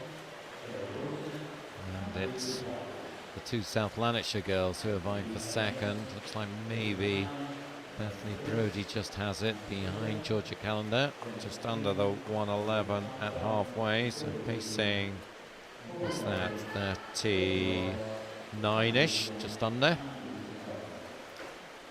Still Georgia Callender there. So 2 more at that pace, and should be around 2:30 on a 2:38 entry time. So would that be tough to sustain? That I think sort of that will be. improvement? I think we'll see a little drop off here, maybe a couple of seconds on this third 50. You can see the hips are just dropping a little bit. Yeah. Really important to keep these hips up and keep that kick strong, so that you're not pulling your body through the water, and that you're able to keep it up high. So let's just see that 1:52.72, and I think you were spot on there, Heather. That was about 2 seconds slower. So Thank goodness. what a good call that was. And So here's, the 2 South Lanarkshire girls maybe we're looking to try and take advantage. looks like Bethany Brodie's coming through here strongly on this last 50, coming into the last 25 now. South Lanarkshire going through a bit of a purple patch at the moment. They had a terrific national age group championships and Scottish junior record in the men's relay yesterday evening. So Andy Figgins will be happy with that. Yeah, got a big team there up in South Lanarkshire, Andy, and doing a fantastic job with these kids. So pretty close at the finish. Callender, I think, will just hold on to take it. In the end, by half a second, 2:35.97. So still good, useful improvement on her entry time.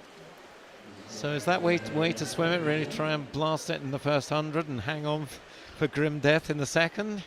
I think probably. I think it's quite hard to swim 200 flies, especially by easing off that first 100, because you kind of lose the stroke a little bit. And I think once you're tired then, because you're concentrating and keeping the stroke slower and going at a slower pace, it's really hard to pick it up on that third 50, and that especially on that last 50 as well. So a good gutsy swim then Yeah. from Georgia.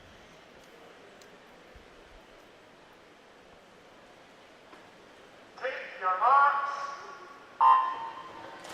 So on to Heat 2. Ailsa Beck of South Aberdeenshire in 0. Gemma Brown of First in 1. Caitlin Dryborough of Aberdeen in 2. Hannah Jurich of Warrender in 3. Kiana McInnes of Hearts in 4. Maury Swanson of Hearts in 5.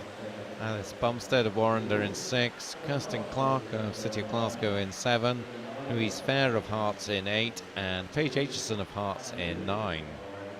So a strong Hearts contingent in this one. Yeah, and it looks like, is it Kiana McInnes? Kiana. Kiana McInnes is taken out strongly there in a 32.57. Yeah, she's a very promising young talent, just 12 years old. Kiana, national age group bronze medalist. And really strong fly swimmer. A lovely stroke, good rhythm there.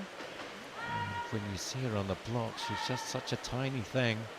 But she's got this together very nicely, leading by a bit more than a body length. Very tight behind her. About 6 swimmers all in the mix, maybe 7. She can push through on this next 100. Leading a strong third 50 by some of these girls. But Kiana leading there in a 1:12.36. So about a 40-second for that second 50 split. They're lined up behind her, but at the moment no sign that they're closing in on that gap. Second at the turn was Louise Farrer, Hart's teammate in lane 8. Maybe lane 3. Caitlin Dryborough of Abbott. Oh no, in fact that's Hannah Jurich, apologies, from Warrender. She's there, and on the other side of Kiana, another Hart swimmer, Maury Swanson. But Kiana going well still. Louise Fair, I think, is in second in lane 8.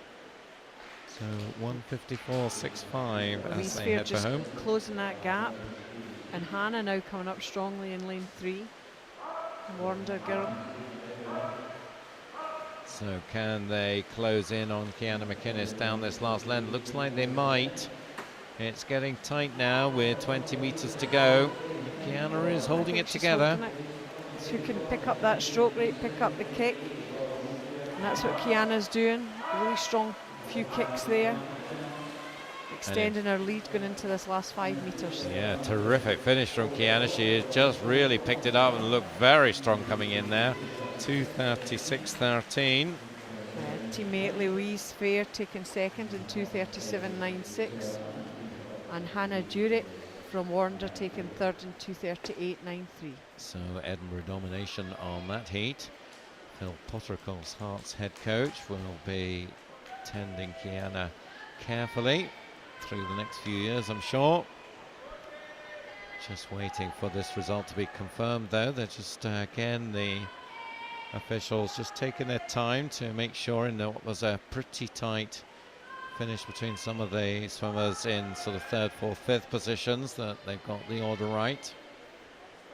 So we still are waiting for confirmation on that one, so we'll just give them the time to do that. Looking slightly pensive as they figure it all out. So as you're waiting on the blocks there, and there's this little bit of a delay, does that just get the collie wobbles going? Yeah, I think it does. I think girls just want to get on these blocks and get the race started. So it looks like we've got confirmation now, though. Kiana McInnes there, 2:36.13 in first. Louise Fair second, 2:37.96. Hannah Jurich third, 2:38.93. So the girls should be about to go, although there's still a bit of a discussion going on this last one, so maybe we're not quite done with that last heat yet. The officials still in communication with the timing box. Girls in heat 3 there waiting patiently. And they've now asked the swimmers to lead the pool, so we're looking for a thumbs up from the referee. Looks like we've got it. So we'll just have to have a little bit of further delay as the swimmers now leave the pool. And then we'll be back underway. Looks like again we've got some swimmers missing in this next one. Looks like we've got 7 swimmers out of the 10 that are registered to swim. So definitely a few missing ones, been a few prominent names missing this morning, which is A shame for you guys watching. I'm sure you'd have liked to have seen Messrs Benson and Murdoch, for example, but not this morning, I'm afraid. But their turn will come again, and hopefully we'll have them live on the stream. It's provided to us by Quipu TV with sponsorship support from Scottish Gas and Glasgow Life, so we're very grateful to them and all the commercial supporters. Excellent from them, and something that I hope we can continue with on an ongoing basis. Certainly adds another dimension onto Scottish national events. Yeah. Still, there's some discussion going on that last one, so... I think it's maybe the... Oh, there, no. So they've It's maybe the refreshed the timing. screen there, so maybe they're just discussing on a time of one of these swimmers. Certainly, they're not going to move on until they're happy, as is right and proper. Take this. Oh, there we go. Take an opportunity though from Loughborough Swimming. Good luck to all Loughborough swimmers competing at Glasgow, Plymouth, and for home clubs this weekend. Hashtag some fast swimming. So thank you, Loughborough. Of course, Aisha Thornton, one of theirs. Take your marks. So into heat 3, we finally got going again. And in lane 1, Jennifer Davis of Edinburgh University. Lane 3, Tane Bruce of Carnegie. 4 is Gillian Clark of East Lothian. 5, Megan Donnelly of Mulgai and Bearsden. 6 is Mari High of Ren 96. 7, Ruth Gordon of Highland. And then in lane 9, Megan Feld of South Aberdeenshire. So, as we said, there are 3 empty lanes here. Lane 0, lane 2 and lane 8. Megan Donnelly going out strongly there in 30.25 ahead of girls in Tane Bruce in lane 3 and Gillian Clark in lane 4. It's a range of ages there, 19-year-old, 15-year-old Tane, 17-year-old Gillian. But it is, at the moment, the Mulgai and Bearsden swimmer who just has the edge. Megan Donnelly from Tame Bruce, they're the 1-2 at halfway, 1:05.51. So unsurprisingly, as we go into the cycle seeded heats, quite a bit faster than the earlier 2 heats. I think we watch out for youngster Tame Bruce there in lane 3. Gillian Clark with the fastest entry time. She's been slightly disappointing in the heats in these championships so far, has sneaked into 2 B finals and then swum really well in the B finals, but she would have wanted to have been in the A final, and that's where she'll want to be tonight, but she's going to have to pick it up here. I think she's going to have to work hard going into this last 50. It looks like Tane Bruce is maybe just a way to touch ahead of Megan Donnelly. Well, no, in fact, No? Donnelly just had the touch, 1:44.02. Must have been, I thought there as well, that it was going to be Bruce that was going to touch first there, and maybe just not getting a good contact on the board. Sometimes that happens, and it's the feet that register the time. But it is Bruce who is coming through very nicely now in this final 50. Youth Development Squad member, picked up silver in the national age groups at the Commonwealth Pool. And tight now for second. Clark just coming alongside Donnelly, but neither of them will get close to Tame Bruce. She takes it 2:20.89. And Megan Donnelly taking second just in front of Gillian Clark. 2:23.43 against Gillian's 2:23.66. So it looks like a personal best time from Tane there, entered on 2:21.96. So strong heat sweat from her. Donnelly, as I say, holding on for second, 2:23.43, and Clark third. She'll have to hope that's good enough to get herself into the A final. So the top 3 confirmed there. Tame Bruce, 2:20.89 in first place. Megan Donnelly second, 2:23.43, and Gillian Clark taking third. So looking across the line, we've got 10 swimmers here, waiting to go onto the blocks. Up they go.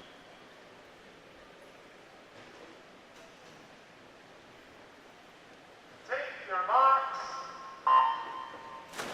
So heat Heat 4, Sophia Green of Elgin in 0, Chanel Snedden of First in 1, Kirsty Niblock of Warrender in 2, Meg Finnan, South Lanarkshire in 3, Emily Jones of Aberdeen in 4, Alex Eastham of Eyemouth in 5, Kirsty Armstrong of Best in 6, Danielle Gilbert of Derwentsside in 7, Jessica Thompson of Geary in 8, and Jenny Chubb of Midlothian in lane 9.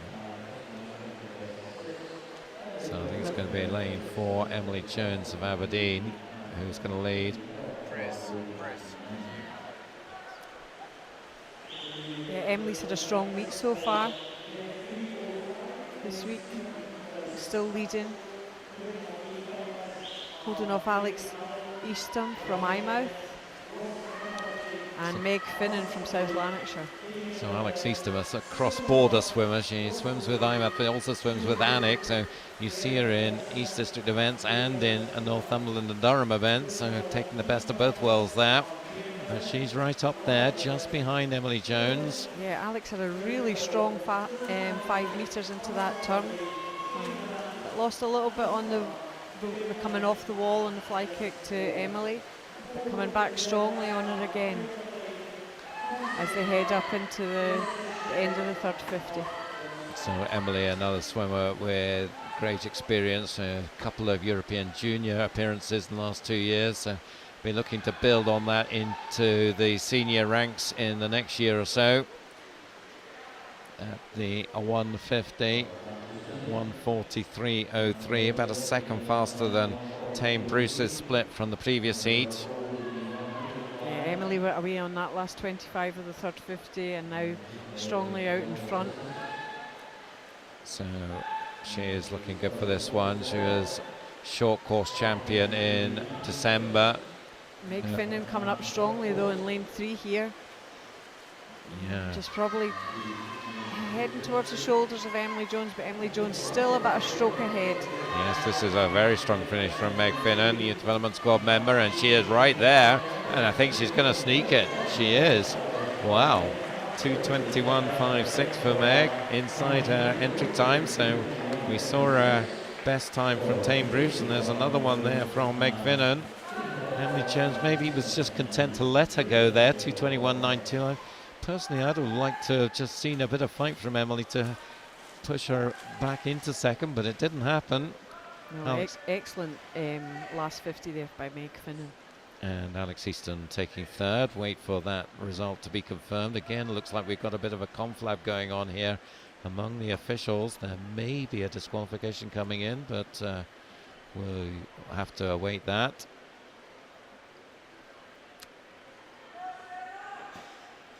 So we'll just see as the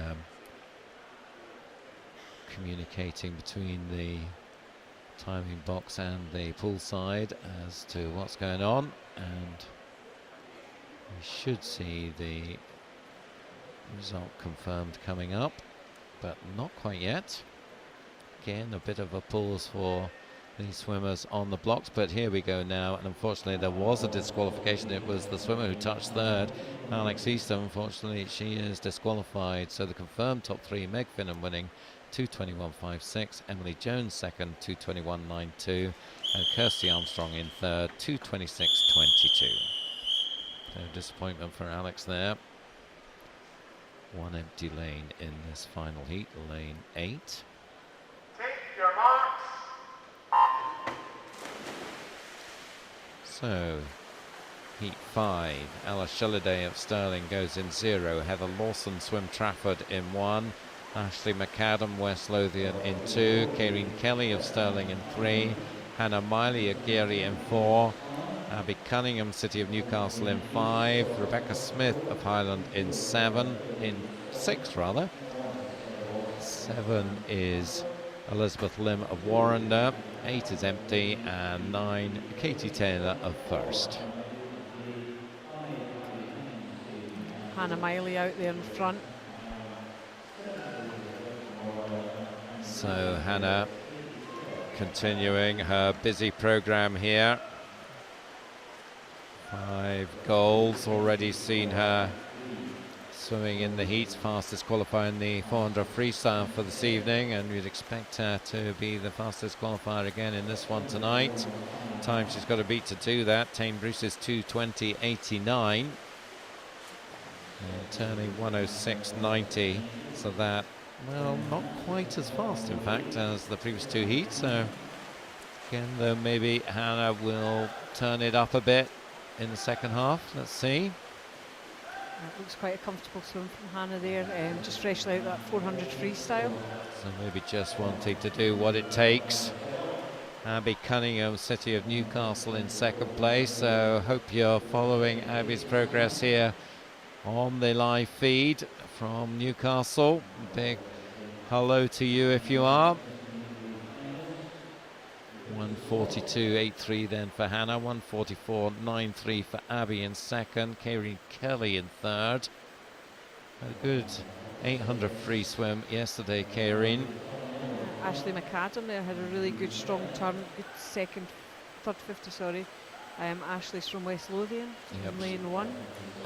In fact, lane 2, I think, actually. Again, it's that old So, keep forgetting there's a 0. 1 to 10 or 0 to 9, and it's 0 to 9 this championships. But Hannah in lane 4, 2:19.29, so did pick it up in the second half and will be the fastest qualifier for this evening's final. Abby Cunningham taking second from City of Newcastle, and Rebecca Smith coming out there strongly through in that last 25 from Highland to take third. Yeah, Rebecca, another one who's had quite a lot of swims this week. Thank you, swimmers. Leave the pool to the side, please. Also in that 400 earlier on. So the 1-2-3 confirmed there. Hannah Miley 2:19.29. Abby Cunningham second, 2:21.54. And Rebecca Smith third, 2:25.57. So we're done with the 200 butterfly. There'll be a little bit of a pause now as we set the pool up for the 50s. So men's 50 freestyle here. And followed by the women's 50 breaststroke, and John McManus from East Lothian is sitting at home with his bacon roll waiting for Anne Balfour to swim in that 50 breaststroke this morning. So John McManus, you should not be eating that bacon roll, young man. It's not good for you, you know. However, I guess needs must sometimes, so enjoy. Hope you got a good strong cup of coffee with it. That sounds good.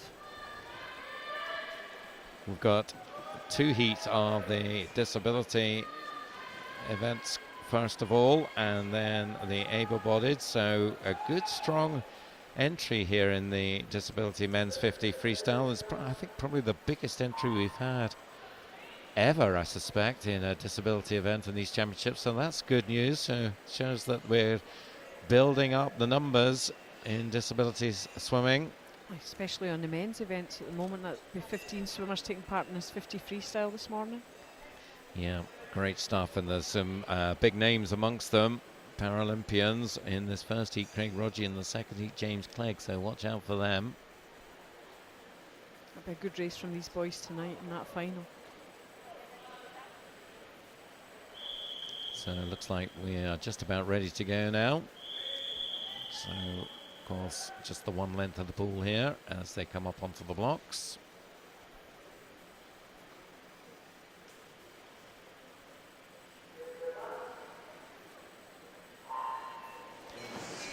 So Adam Scott goes in 1, Craig Smith in 2, Stefan Hogan in 3, Craig Rodgie in 4, Brandon Buchan in 5, Robert Dalgleish in 6, and Lachlan Macbeth in 7. So Rodgie in lane 4, unsurprisingly, is dominating this one, 25.78 his entry time. Let's watch him against that. He's going to be inside it, I think. Well, no, not quite. 25.96 though is pretty impressive. Brandon Buchan taking second in that heat with 27.77, and Stephen Hogan third in 28.41.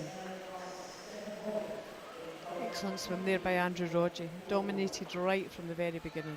Yep, he's in good Sorry, form. Craig Rodgie. Craig Rodgie is another one who's going to Montreal to the World Disability Championships in the summer. was probably slightly disappointed with his performance in the Paralympics, just missed out on places in the final, but will want to put that right in Montreal. He looked very impressive in the qualifiers for that event in April. Yeah, he did, and a lot more experience under his belt going into Montreal. So the top three then: Craig Rodgie 25.96, Brandon Buchan 27.77, Stefan Hogan third 28.41. So second heat in the disability event. So James Clegg of East Lothian is the one to look out for here.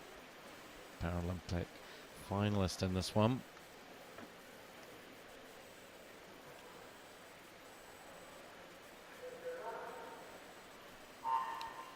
So the full field: Neil Howie in 1, Oliver Carter in 2, Adam Melville in 3, James Clegg in 4, Kieran Jardine in 5, Fraser Kane in 6, Andrew Mullen in 7, Adam Donachie in 8. As you'd expect, James Clegg out there in that yellow cap of East Lothian, dominating this heat as Craig Rodgie did in the first heat. So he's in the S12 category, partially sighted swimmer, 25.78, so just 0.2 faster than Rodgie. Second is Jardine. He's been going well this week, 27.43 for him. And Adam Melville touching third. Mullen, of course, broke that British record earlier, and he's off to a good swim there, 38.85. Not quite on his entry time there, but sure he'll be there in the final, because with the S5 category he is the most disabled of the swimmers in this entry. And another one who is on the plane to Canada. So we will get the finalists once the points are worked out on that one, and we'll see them this evening as we move to the able-bodied men now. And again, we've got 5 heats here with 6 scheduled to go and 6 on the blocks for the first heat.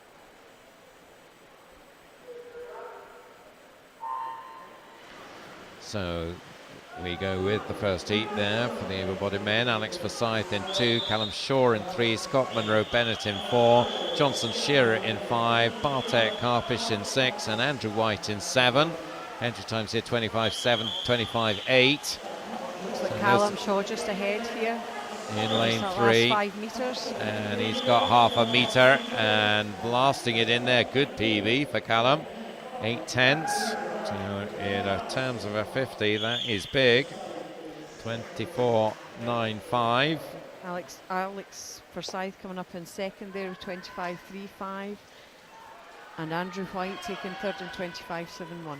And that confirmed result up on the board for you now. So fast and furious with these 50s. So times here 25.3 up to 25.7 coming up in heat 2. Eddie Watson with the fastest entry time, but only by 300s. Jack Sharanek, part of the Sharanek clan.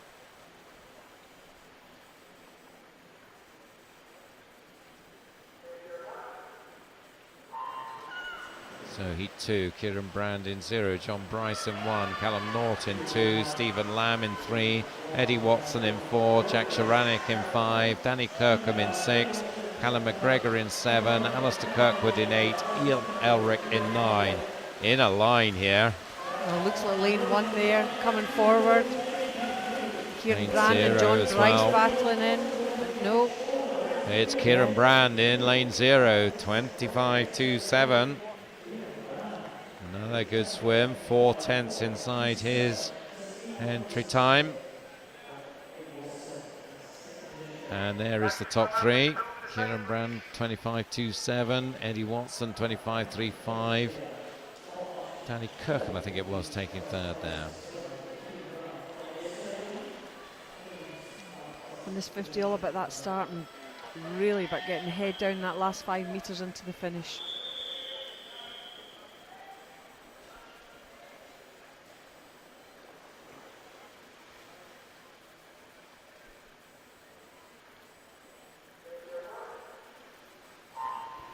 So heat 3, Ewan Simpson in 0, Ewan Govan in 1, Jack Ness in 2, Daniel Scott in 3, Jamie Graham in 4, Tsubasa Nakagawa in 5, Ewan Dunbar in 6, Jack Holroyd in 7, Rory Kirkwood in 8, and Craig McLean in 9.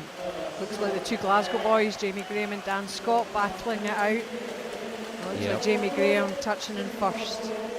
23.65 for Jamie. So Graham and Scott have had some battles, and recently it seems to have been in Jamie's favour most of the time. Battled it out in that 50 fly on the first evening, with Jamie just getting down on that last 5-10 metres. So the 1-2 there with Graham and Scott as we move on to Heat 4. Thorpe and Lamont. Lamont has gone fast in these championships so far. He's in 5.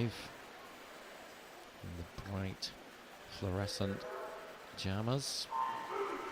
So the field, Gibb in 0, Hunter in 1, Pender in 2, Parks in 3, Thorpe in 4, Lamont in 5, Wilkes in 6, Watson in 7, Wilcox in 8, and Evitts in 9. It looks like Jack Thorpe coming through in this last 20 metres, coming away from Rory Lamont. And they're going to be the 1-2, and it is Thorpe, and that is faster than Jamie Graham's time, 23.49, so it's picking up nicely here. Lamont in second, 23.8, and Parks in third in 24.16. And that is the 1-2-3 up on your screens now. So Jack Thorpe setting the standard for this final heat. Duncan Scott was missing from an event previously, but looks like he's here today in this one.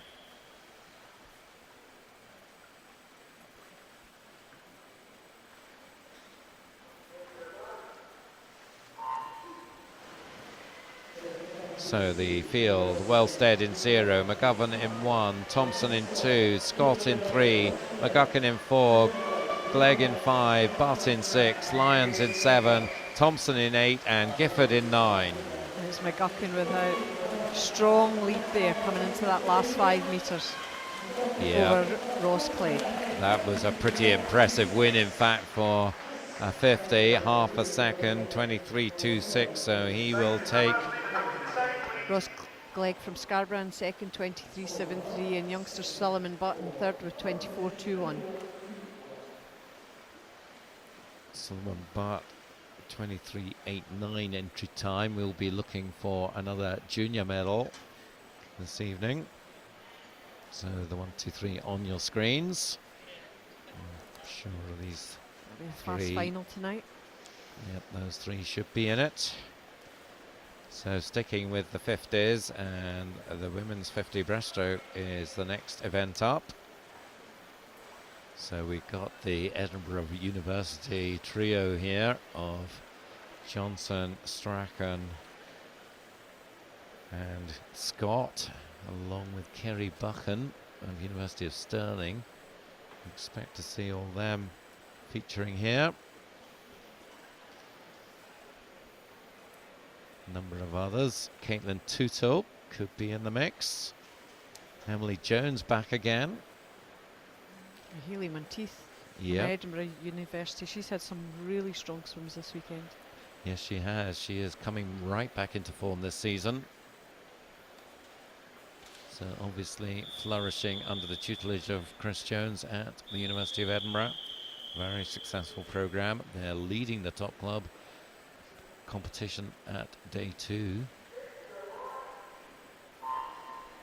So off we go with the first heat. Katie Robertson in 0, Lauren Doughty in 1, Shannon Patterson in 2, Eric Bootle in 3, Megan Feld in 4, Beth Denham in 5, Kaylee Davidson in 6, Alex Eastham in 7, Meg Patterson in 8. In fact, no swimmer in 5, no Beth Denham. Looks like Erica Bootle from Western Bartonshire leading there at 37.36 entry time for her. with Lauren Doughty in lane 1 and Megan Field pushing her coming into this last 5. But it is going to be Bootle. No one's going to catch her, and a nice PB of a second there, 36.32. Kaylee Davidson got in on second place. Yeah, good finish from her. Megan Field taking third. So there are the results. Erica Bootle, 36.32. Kaylee Davidson, 36.81. And third, Megan Feld, 37.08. So heat 2 is on its way. Just counting the swimmers here. Don't want to be caught out a second time. And it looks like they're all there. Looks like all 10. So up onto the blocks as the referee calls them into position. So in heat 2 we have Francesca Christopherson in 0, Anna Balfour in 1, Emma Chittleborough in 2, Shona Mackie in 3, Victoria Reid in 4, Lucy Howarth in 5, Robin Patrick in 6, Kimberly Mackay in 7, Sophia Green in 8, and Eve Thompson in 9. Close coming into the last 20 metres.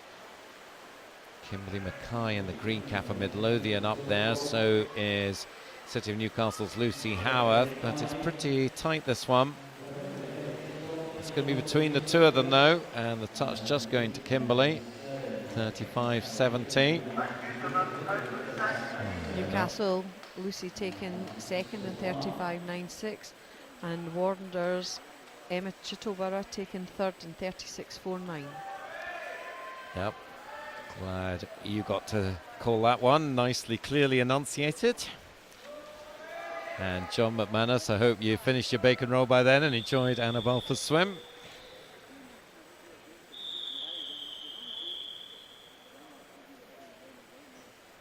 So heat 3, Corrie Scott, Emily Jones in the centre lanes.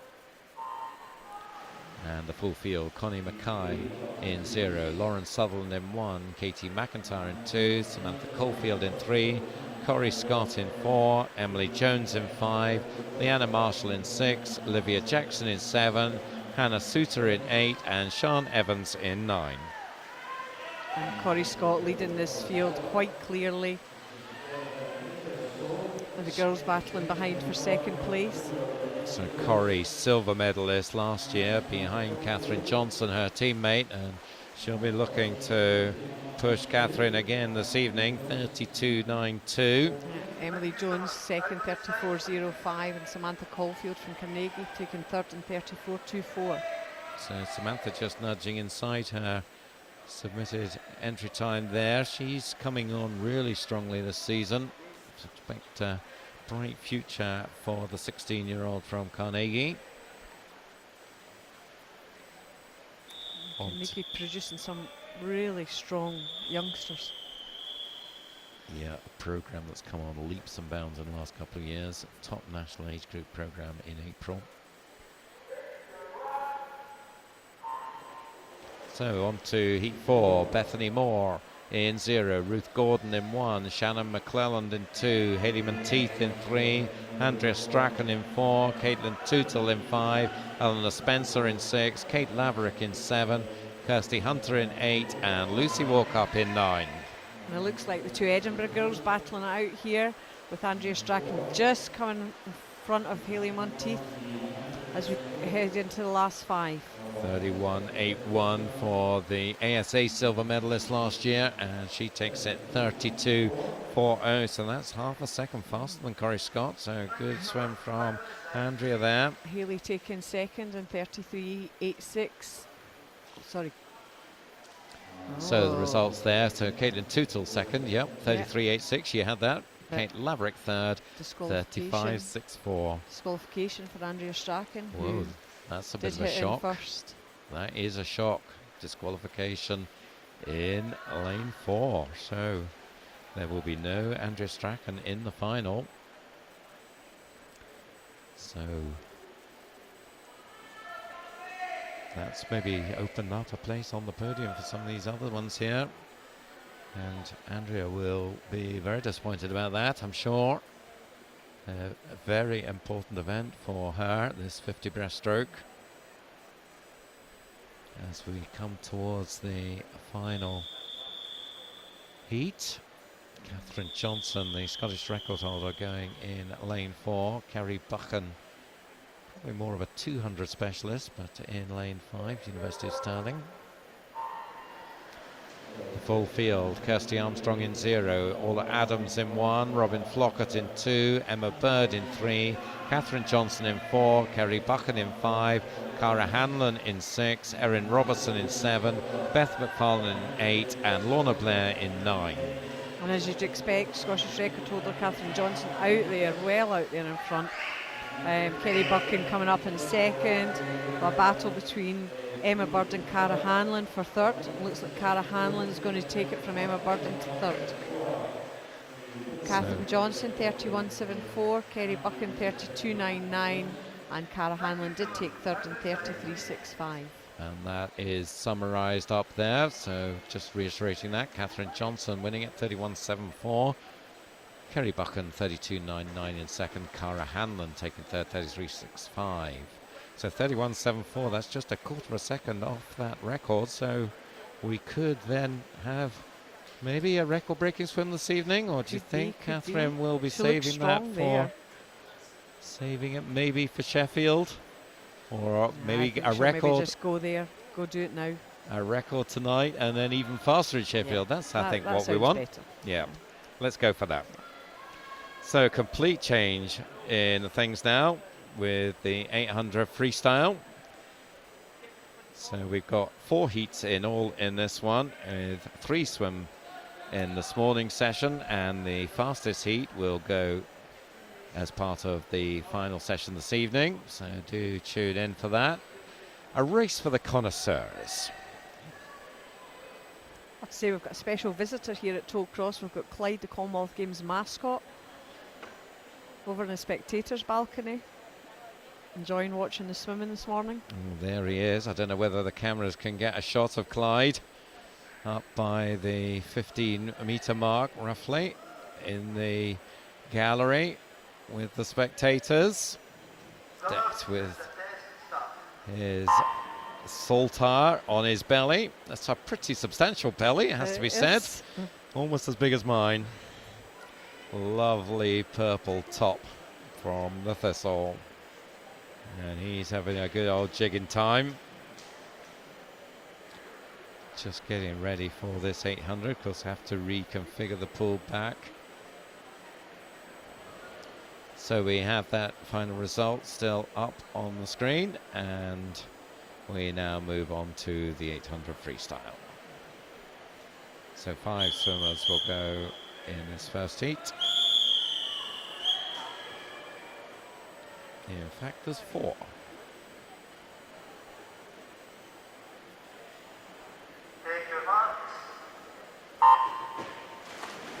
And off they go, the 4 of them.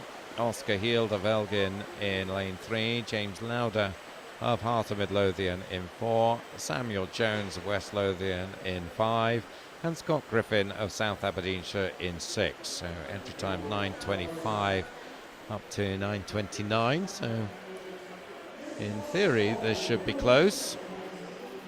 Looking close going into that first 50, but a long way to go. So, of course, distance swimming, a very different skill from the sprints that we've just seen. So, what are the things that you tell a budding distance freestyler? It's about holding the stroke, having good skills, keeping the length of the stroke. Just watch the leg kick and start bringing it in that last 2 to 300. Maybe thinking about going out and building every 200 so that you're holding the pace, that you're not letting that second and third 100 drop away too much. So the 4 of them pretty much together at the 100 mark. 104.9 Samuel Jones up to 105.5 Scott Griffin, so just 6/10. We might see the boys stay together here for maybe the first 200-300, and then maybe somebody will just start to move away and wait and see. Are there tactics involved in this in terms of when you make a move, and do you vary then during the race depending on how it's going, or do you come in with a plan? I think you come in with a plan but then react to the race as it goes on, especially with the more senior swimmers. So come in with a plan but be prepared to change it. Yeah, definitely. Okay. I think because if you go in with a plan and you know what you're doing, but then somebody's maybe swimming a bit slower, you feel you can go faster, you feel fresher, then you can react to that feeling. Is that a bit of a danger that if the swimmers around you are swimming a bit slower than you expected, then you tend to swim slower with them? Yeah, that's why you should do your own race. Yep. So Hart's James Lauder as they come to the 200, about half a metre up. 2:15.68, just quarter of a second in it. So that is about 1:10, 1:11 pace. Samuel Jones just staying on his shoulder there. In second place, Samuel's from West Lothian.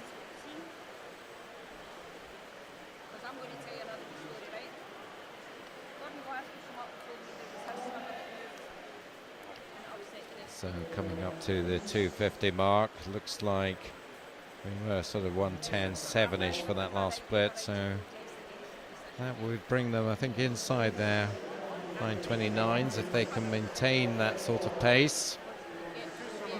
James Lauder 2:57, just increased his lead by a little bit, maybe just over a body length advantage now. I think James Lauder really used the turn there and took some distance off of Samuel Jones. So how's a year on Samuel? 16-year-old James Lauder and 15-year-old Samuel Jones. So maybe just that extra experience just to his advantage now. Maybe a bit more strength in the push-off. 3:25.79, so another 1:10 there. Yeah, James pushing off past the flags, surfacing after the flags. Everybody else is just coming up at the flags or before the flags. So if you're a top 800 swimmer, where would you be looking to surface? Oh, definitely after the flags. But how far after? Probably a couple of metres after. So about 7 metres out.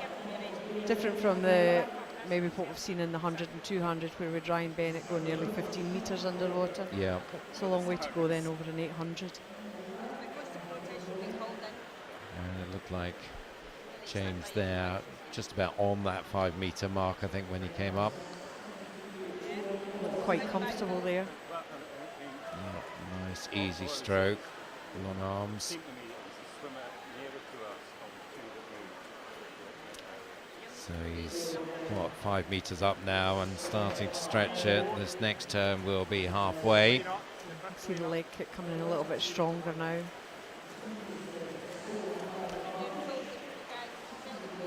Different swimmers have different approaches to the legs in this. Sometimes just dandling along until the end, and others giving a bit more of a push throughout.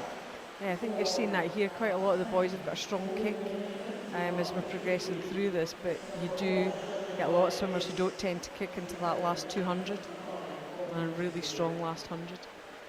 Is there a right way or a wrong way, or again is it just down to what's right for you? I think it's what's right for you and how strong your kick is. Yeah, that makes a difference.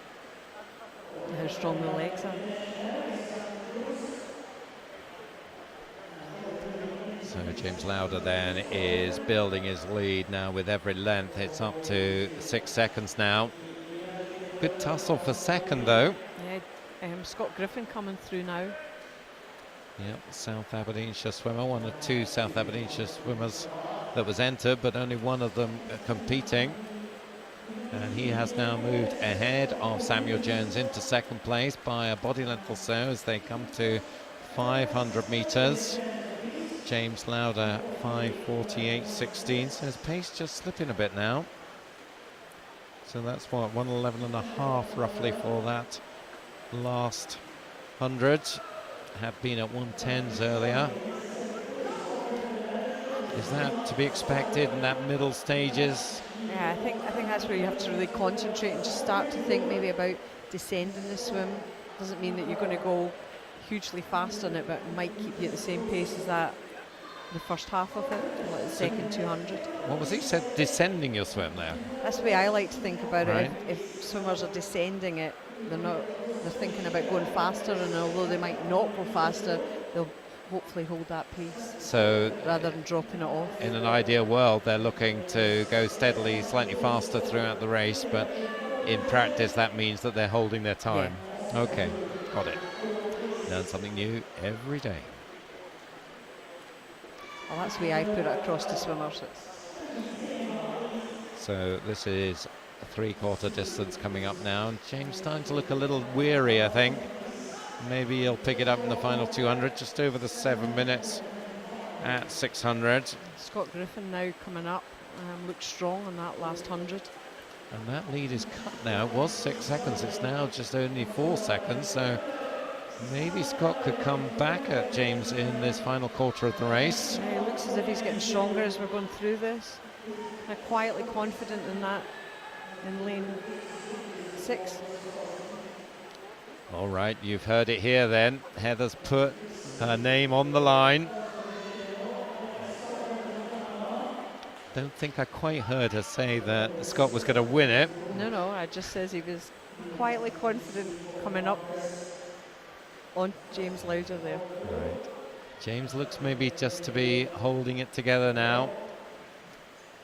So this next turn will be the bell turn.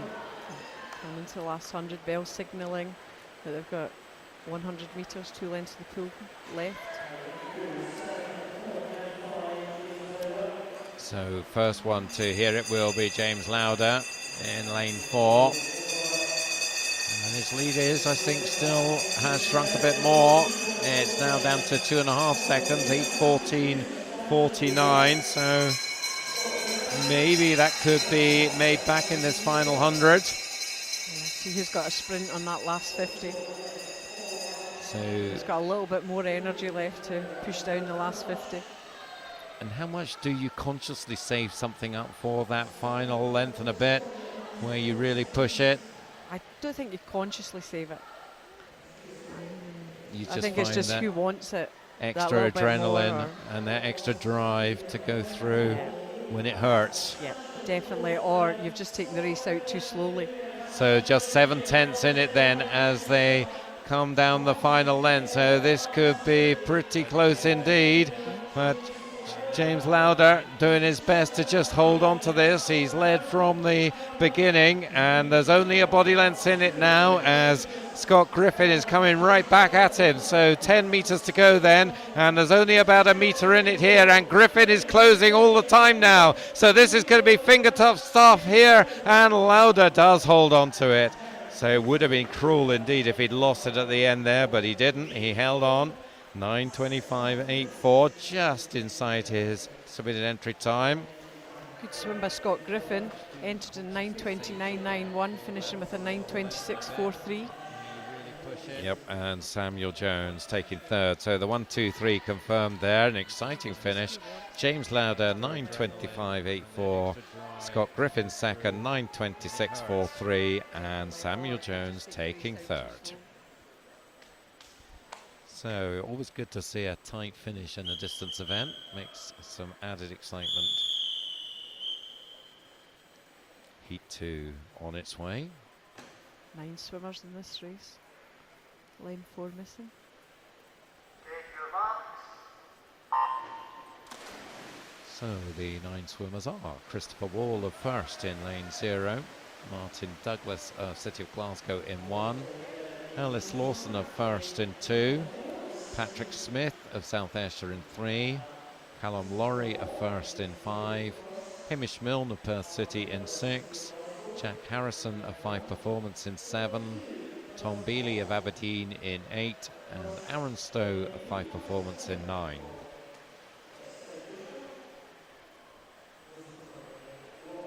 Callum Laurie by a couple of tenths at the first 50 from Hamish Milne. Hamish, Stephen Milne's younger brother. And he's coming on to some good swims in this event.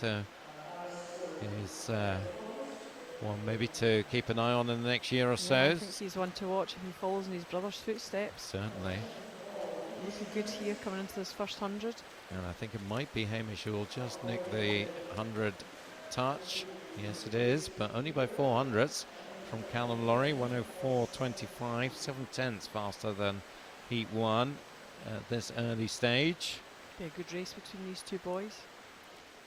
Yeah, it's always good when you've got two tracking each other side by side throughout a distance event. And over on the far side of the pool, lanes 0 to 3, all in a line. Yep, lane 0 Chris Waller first. So 3 first swimmers in this heat. Ellis Lawson the third with Callum Laurie. Laurie in the lead there at 150, and he's just made a wee push. Yeah, he's taken about body length off of Hamish in that first 25 of the fourth 50, sorry. And he's holding that body length advantage now as they come to 200. So we'll just watch them off the wall here and see whether there is a difference. So Laurie going through, coming up just after the 5, maybe Milne just before. Strong turns by both of them. 2:11.28. Now they're moving quite a bit faster than the first heat now. 4 seconds up on it at quarter distance.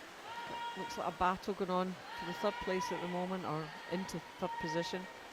Yep, Patrick Smith is part of that in lane 3, and Jack Harrison in 7. And Aaron Stowe out there from 5 Performance in 9. Yep, so 2 of the 5 team in this one. Jack Harrison, the youth development squad member, 14-year-old, and Aaron Stowe, the 15-year-old.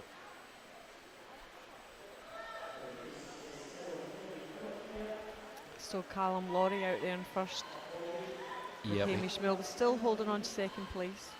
Yep, Callum is holding his position, maybe slightly building on it. There's a little bit more than the body length now. So Laurie at 300, so he did a 107 for his second 100th, 319, so just under 108 for that one. And his advantage is a second and a half. Looks like Milne may be working that down now. Looks as if he came off that wall and just started to pick up a little bit of speed, Hamish. Seems to be closing a little bit on Callum. Still very close for third, 3-way contest still. Patrick Smith in 3, and the 2 from 5, Jack Harrison and Aaron Stowe, all up there. It was Smith touching third at 300, see if he still does. No, it's Jack Harrison now who's taking it on. Laurie still, though, up front, and, well, no pushback from Milne just yet. Laurie looks like he's picked up the pace here. So 108 would bring him in about 4:27. Clock coming up, 4:27, so on track on those 108s now. And that would suggest something around 9 minutes. Entered 9:13, so I think if he could start his time with an 8, he'd be delighted. He won't be far away from it if he keeps this going. He's holding on to that. He's looking strong there. Hamish still in second. Still that battle going on for third. Jack Harrison maybe just starting to show domination in that battle, is he? Let's see at the turn. He goes through 5:10. Well, still only, what, 7/10 between him and Patrick Smith, and then Aaron Stowe another half a second back, so there's still got some life in it, that contest for third. Still got 225 to go. It does look like Callum Laurie's just gradually extending his lead now. It's up to 5 metres or so. 5:35, another 108. Talked about the kick in the last heat. If you look at Callum Laurie, he's got a strong 6-beat leg kick, whereas Hamish, he's got a 2-beat leg kick there, just starting to maybe pick it up occasionally into a 3-4-beat leg kick. Now, I would have thought you get absolutely exhausted if you were maintaining that 6-beat kick throughout an 800. So how do they keep it going? Lots of kicking training, lots of strong, fast kicking training. Hard work. And that's what it comes down to, hard work. So 5 seconds now, the gap between Laurie and Milne. Callum Laurie pushing it on, and I guess this is exactly what you were talking about during the first heat, about this descending, just maintaining this consistency by trying to push yourself on through this. That's it. You're not dropping down on that middle, like kind of 400, and definitely not in the third 200. Seems to be picking it up a little bit now. 6:43.56. Yeah. Well, pretty much another 1:08. We've got Patrick Smith now though, coming back through into third place. Jack Harrison's just dropped off slightly. Yep, Patrick's had a good 600 there. 6:55 for him. Now second and a half up on Harrison, and then a 2-second gap to Stowe. So still those three, that could change, but they're certainly there. Guess what? We're getting a visit, Heather. Oh, here's Clyde. Clyde is with us. Oh, Clyde's falling down the stairs. Hi, Clyde. So, loads of distractions, but not, I hope, for Callum Laurie. He's got to concentrate as Clyde getting very excited beside us here. And we're excited to have him. Really looking forward to everything that means coming up in the next year. But Laurie then, 100 to go, 7:51.40. Still Hamish Milne in second, with Patrick Smith leading the way now in third. So he needs a 1:08 to get under the 9 minutes. Do you think that's doable? I would have thought it was. I think that's doable. He's looked strong the whole way through this 800. Hamish Milne on his own now in second. He's quite a long way back from Callum Laurie. It's still Patrick Smith in third. He's got about 3 metres on Jack Harrison, with Aaron Stowe another 3 metres or so behind. So as he turns for home, it is Laurie driving on, 8:24 with 50 to go. So it's about his personal pace now. So remember, Callum Laurie was entered on 9:13. The youth squad member is looking to get under 9 minutes here. He's got 20 metres to go, and he's looking good here. Milne doing his own race is pushing on in lane 6, but Callum Laurie coming into the final 5 metres then, and really working hard as he comes in. What a swim, 8:57.15. His coach Stephen Tigg, I think, will be absolutely delighted with that. Second place, Hamish Milne. He comes in 9:06.79, a good improvement for him as well, 11 seconds inside his entry time. And Patrick Smith, 9:13.80 for Patrick, also inside his entry time by some 4 seconds. Really strong, excellent swimming there by Callum Laurie. Yep, very good stuff indeed.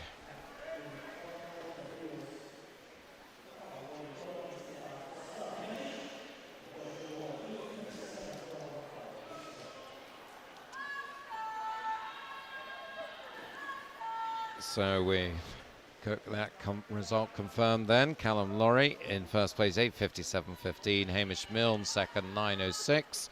And third place, Patrick Smith.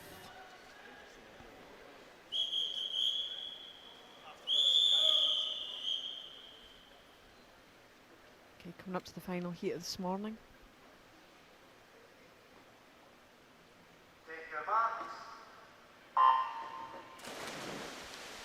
So here we go with the final heat. We've got 9 swimmers in this one. Daniel McGregor of Warrender in 1, Joseph Miley of Geary in 2, Scott Dean, City of Glasgow in 3, Joe Steele, South Aberdeenshire in 4, Ross Gale, Ren 96 in 5, David McGregor of Dumfries in 6, John Wright of North Ayrshire in 7, Scott McClay of Perth City in 8, and Stuart Knight of First in lane 9. It's Scott McClay out there in 28.49 for that first 50. Scott's had some really excellent swims, had a really strong 1500 on the first evening. Yep, Scott McClay, the national age group champion in this event, just a youngster, 14 years old. Has to put up with a bit of jigging from Clyde, not too far away from him on the pool side, but he'll be completely oblivious to that as he goes through the 100, 1:01.26. That's a very fast first 100. That is fast. Second, John Wright of North Ayrshire. Beside him in lane 7, and then Ross Gale in lane 5 in third place. Also, Stuart Knight going nicely in lane 9, so a lot of the action in the higher lane numbers.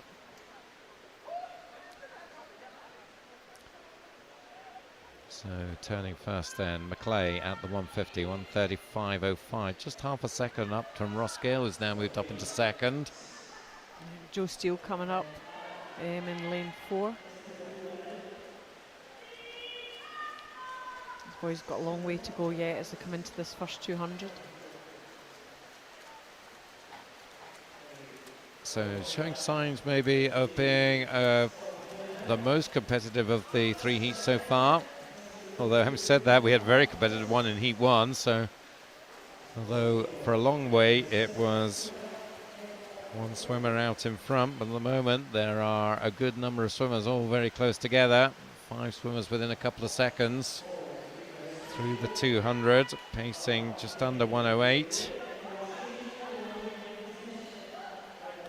Scott McClay's entry time 9:05, so if he wants to be the fastest before this evening's fastest heat, needs to beat that time from Callum Laurie, 8:57.15. At the moment he is a couple of seconds inside that time. Ross Gale from Scott McClay, Joe Steele now into 3rd place. Yeah, Ross Gale is coming on nicely, and Joe Steele beside him, so those two in the centre lanes. Scott McClay out in lane 8. David McGregor there in lane 6, and Scott Deans in lane 4 coming up. So David McGregor, part of that Dumfries programme you mentioned earlier, under Ben Higson, with a number of very talented young distance swimmers. We'll see one of them in the final heat this evening, Chris Lowther. So all fairly close at 300.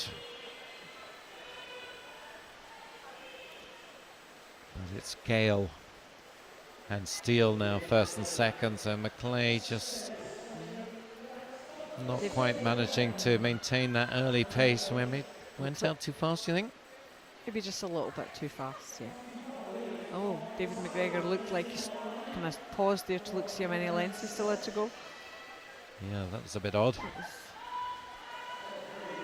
But still leading Ross Gale from Joe Steele, so the Wren swimmer against the South Aberdeenshire swimmer.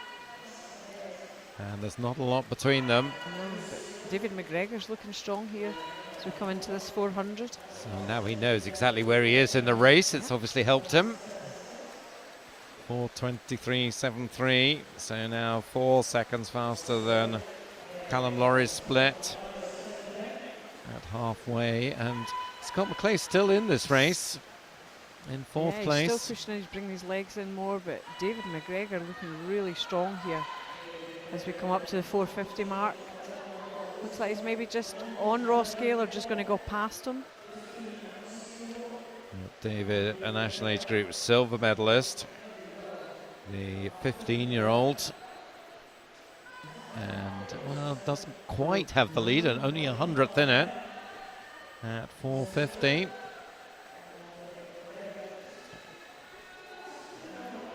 Do you think that Joe Steele can stick with these? I think he's dropped back a little bit, but maybe come through in this last 300. Scott McClay in danger of being dropped by the leading 3, and not far behind them, the 3 over in lanes 1, 2 and 3, led by Daniel McGregor. So 2 McGregors in the pool here, and it is one of them, David, now who's taken on the lead, 5:29.44, and the pace has definitely been picked up here. He's definitely moved away now from Ross Gale, sorry. Joe Steele dropped back into 3rd, but the boys in lanes 1, 2, 3, Daniel, Joseph and Scott starting to push up now, having their own little race over there on the far side. Yep, that is a tight one, and I think they will probably involve Scott McClay in that battle and become a battle for 4th, but that was a 105 split from McGregor there. So do you think he'll just push on that and then ease back, or do you think he'll try and drive that to the end? I think he'll keep driving now. Okay, he's made his break away from it. Ross Will the Gale. rest react? Ross Gale is certainly doing his best to stay with him. He's a body length back, but as we've seen, you can overcome a body length gap pretty quickly if you set your mind to it. So 3/4 distance, 6:34.85 or 1:05 there. Ross Gale still in second, 6:36.74, and Joe Steele third, 6:39.50, going into this last 200. So it's looking like these are the 1, 2, 3 with David McGregor the one to beat here. Ross Gale is working hard to try and stay in touch, but I think McGregor is maybe just starting to increase his advantage. I think David McGregor just pushed forward at the right time there and is maintaining that lead. 7:07 against 7:10, 2.5 seconds the gap. We'll just check that one out when they come to the bell. So we're looking for a difference of 2.5 seconds, how that moves. And maybe Ross is closing it a bit. Pushing hard still, Joe Steele. He's about 3-4 meters back on Ross Gale. So coming to the bell, it'll be McGregor taking them through it. 7:40.98, another 1:06. So the gap, in fact, has increased. It's now over 3 seconds. So David is increasingly looking good for this one. Ross Gale trying to come back at him, but David just looking too strong out there in the front. Yep, David McGregor coming to his final turn. I think he's broken the back of this race now, and he just needs to drive hard down this last length. 8:13.51 with 50 meters to go. Gale goes through 8:16.98, Steele in 8:20.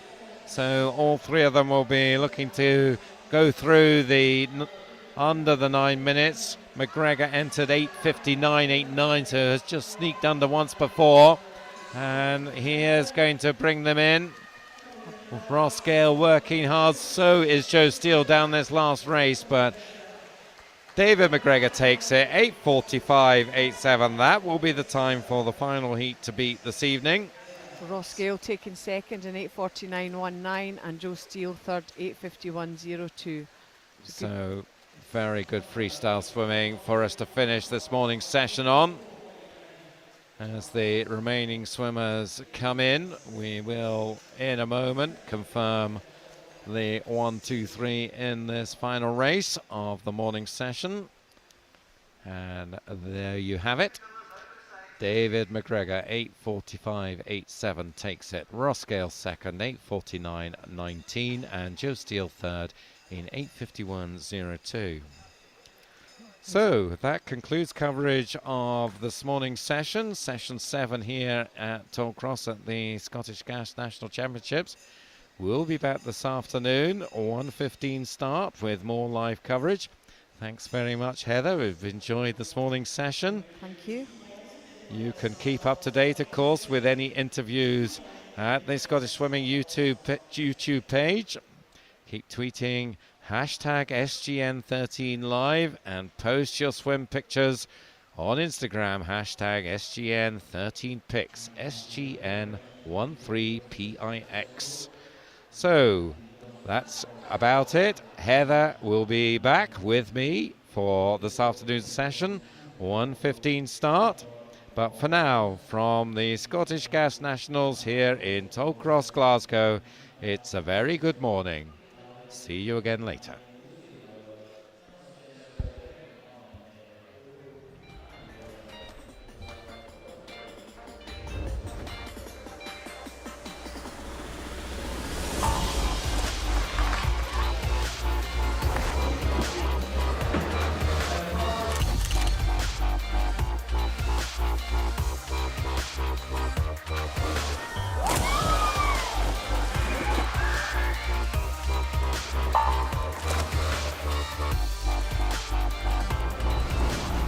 The British Gas Swim Britain Challenge is a great way to get the whole nation involved, be more healthy, be more active. It's a giant relay race. We need teams of 4, so hopefully lots of people can get involved. Swim Britain are providing training sessions. This will encourage people to see the benefits of improvements. Swim Britain will really help me break away from my busy schedule, just get away from everything. That element of teamwork and training and a group is great fun. You know, anyone can swim no matter what your kind of fitness or sporting background. That's what's brilliant about this, is that it is a team event. It just makes it so much more fun. You can all cheer each other, support each other on. I want to take part in Swim Britain because I want to get fitter, lose some weight and make a permanent change to my exercise routine. So make sure you sign up to this amazing challenge. You never know, I could be on your team.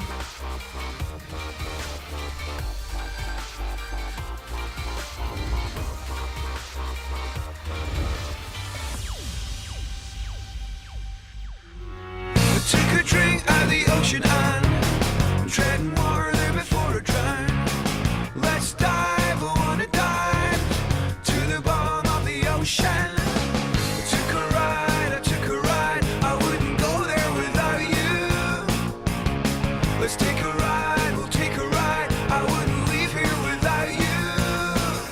I am a mountain, I am the sea. You can't take that away from me. I am a mountain, I am the sea. You can't take that away from me. 'Cause you tear us apart with all the things you don't like. You can't understand that I won't leave till we're finished here. And then you'll find I'm Catherine Granger and I'm a champion in my life, and I back the bid for Glasgow to host the 2018 Youth Olympic Games. Hi, I'm Robbie Rennick. I'm Commonwealth champion. I'm supporting Glasgow's bid for the 2018 Youth Olympic Games. I'm Michael Jameson, I'm a champion in my life and I support Glasgow's bid to host the Youth Olympic Games in 2018. Hi, I'm Neil Fahy, I'm a Paralympic champion and I'm a champion in my life and I'm backing Glasgow 2018. Hi, I'm Chris Hoy and I'm a champion in my lifetime and I'm supporting the Glasgow 2018 Youth Olympic bid. I am the sea.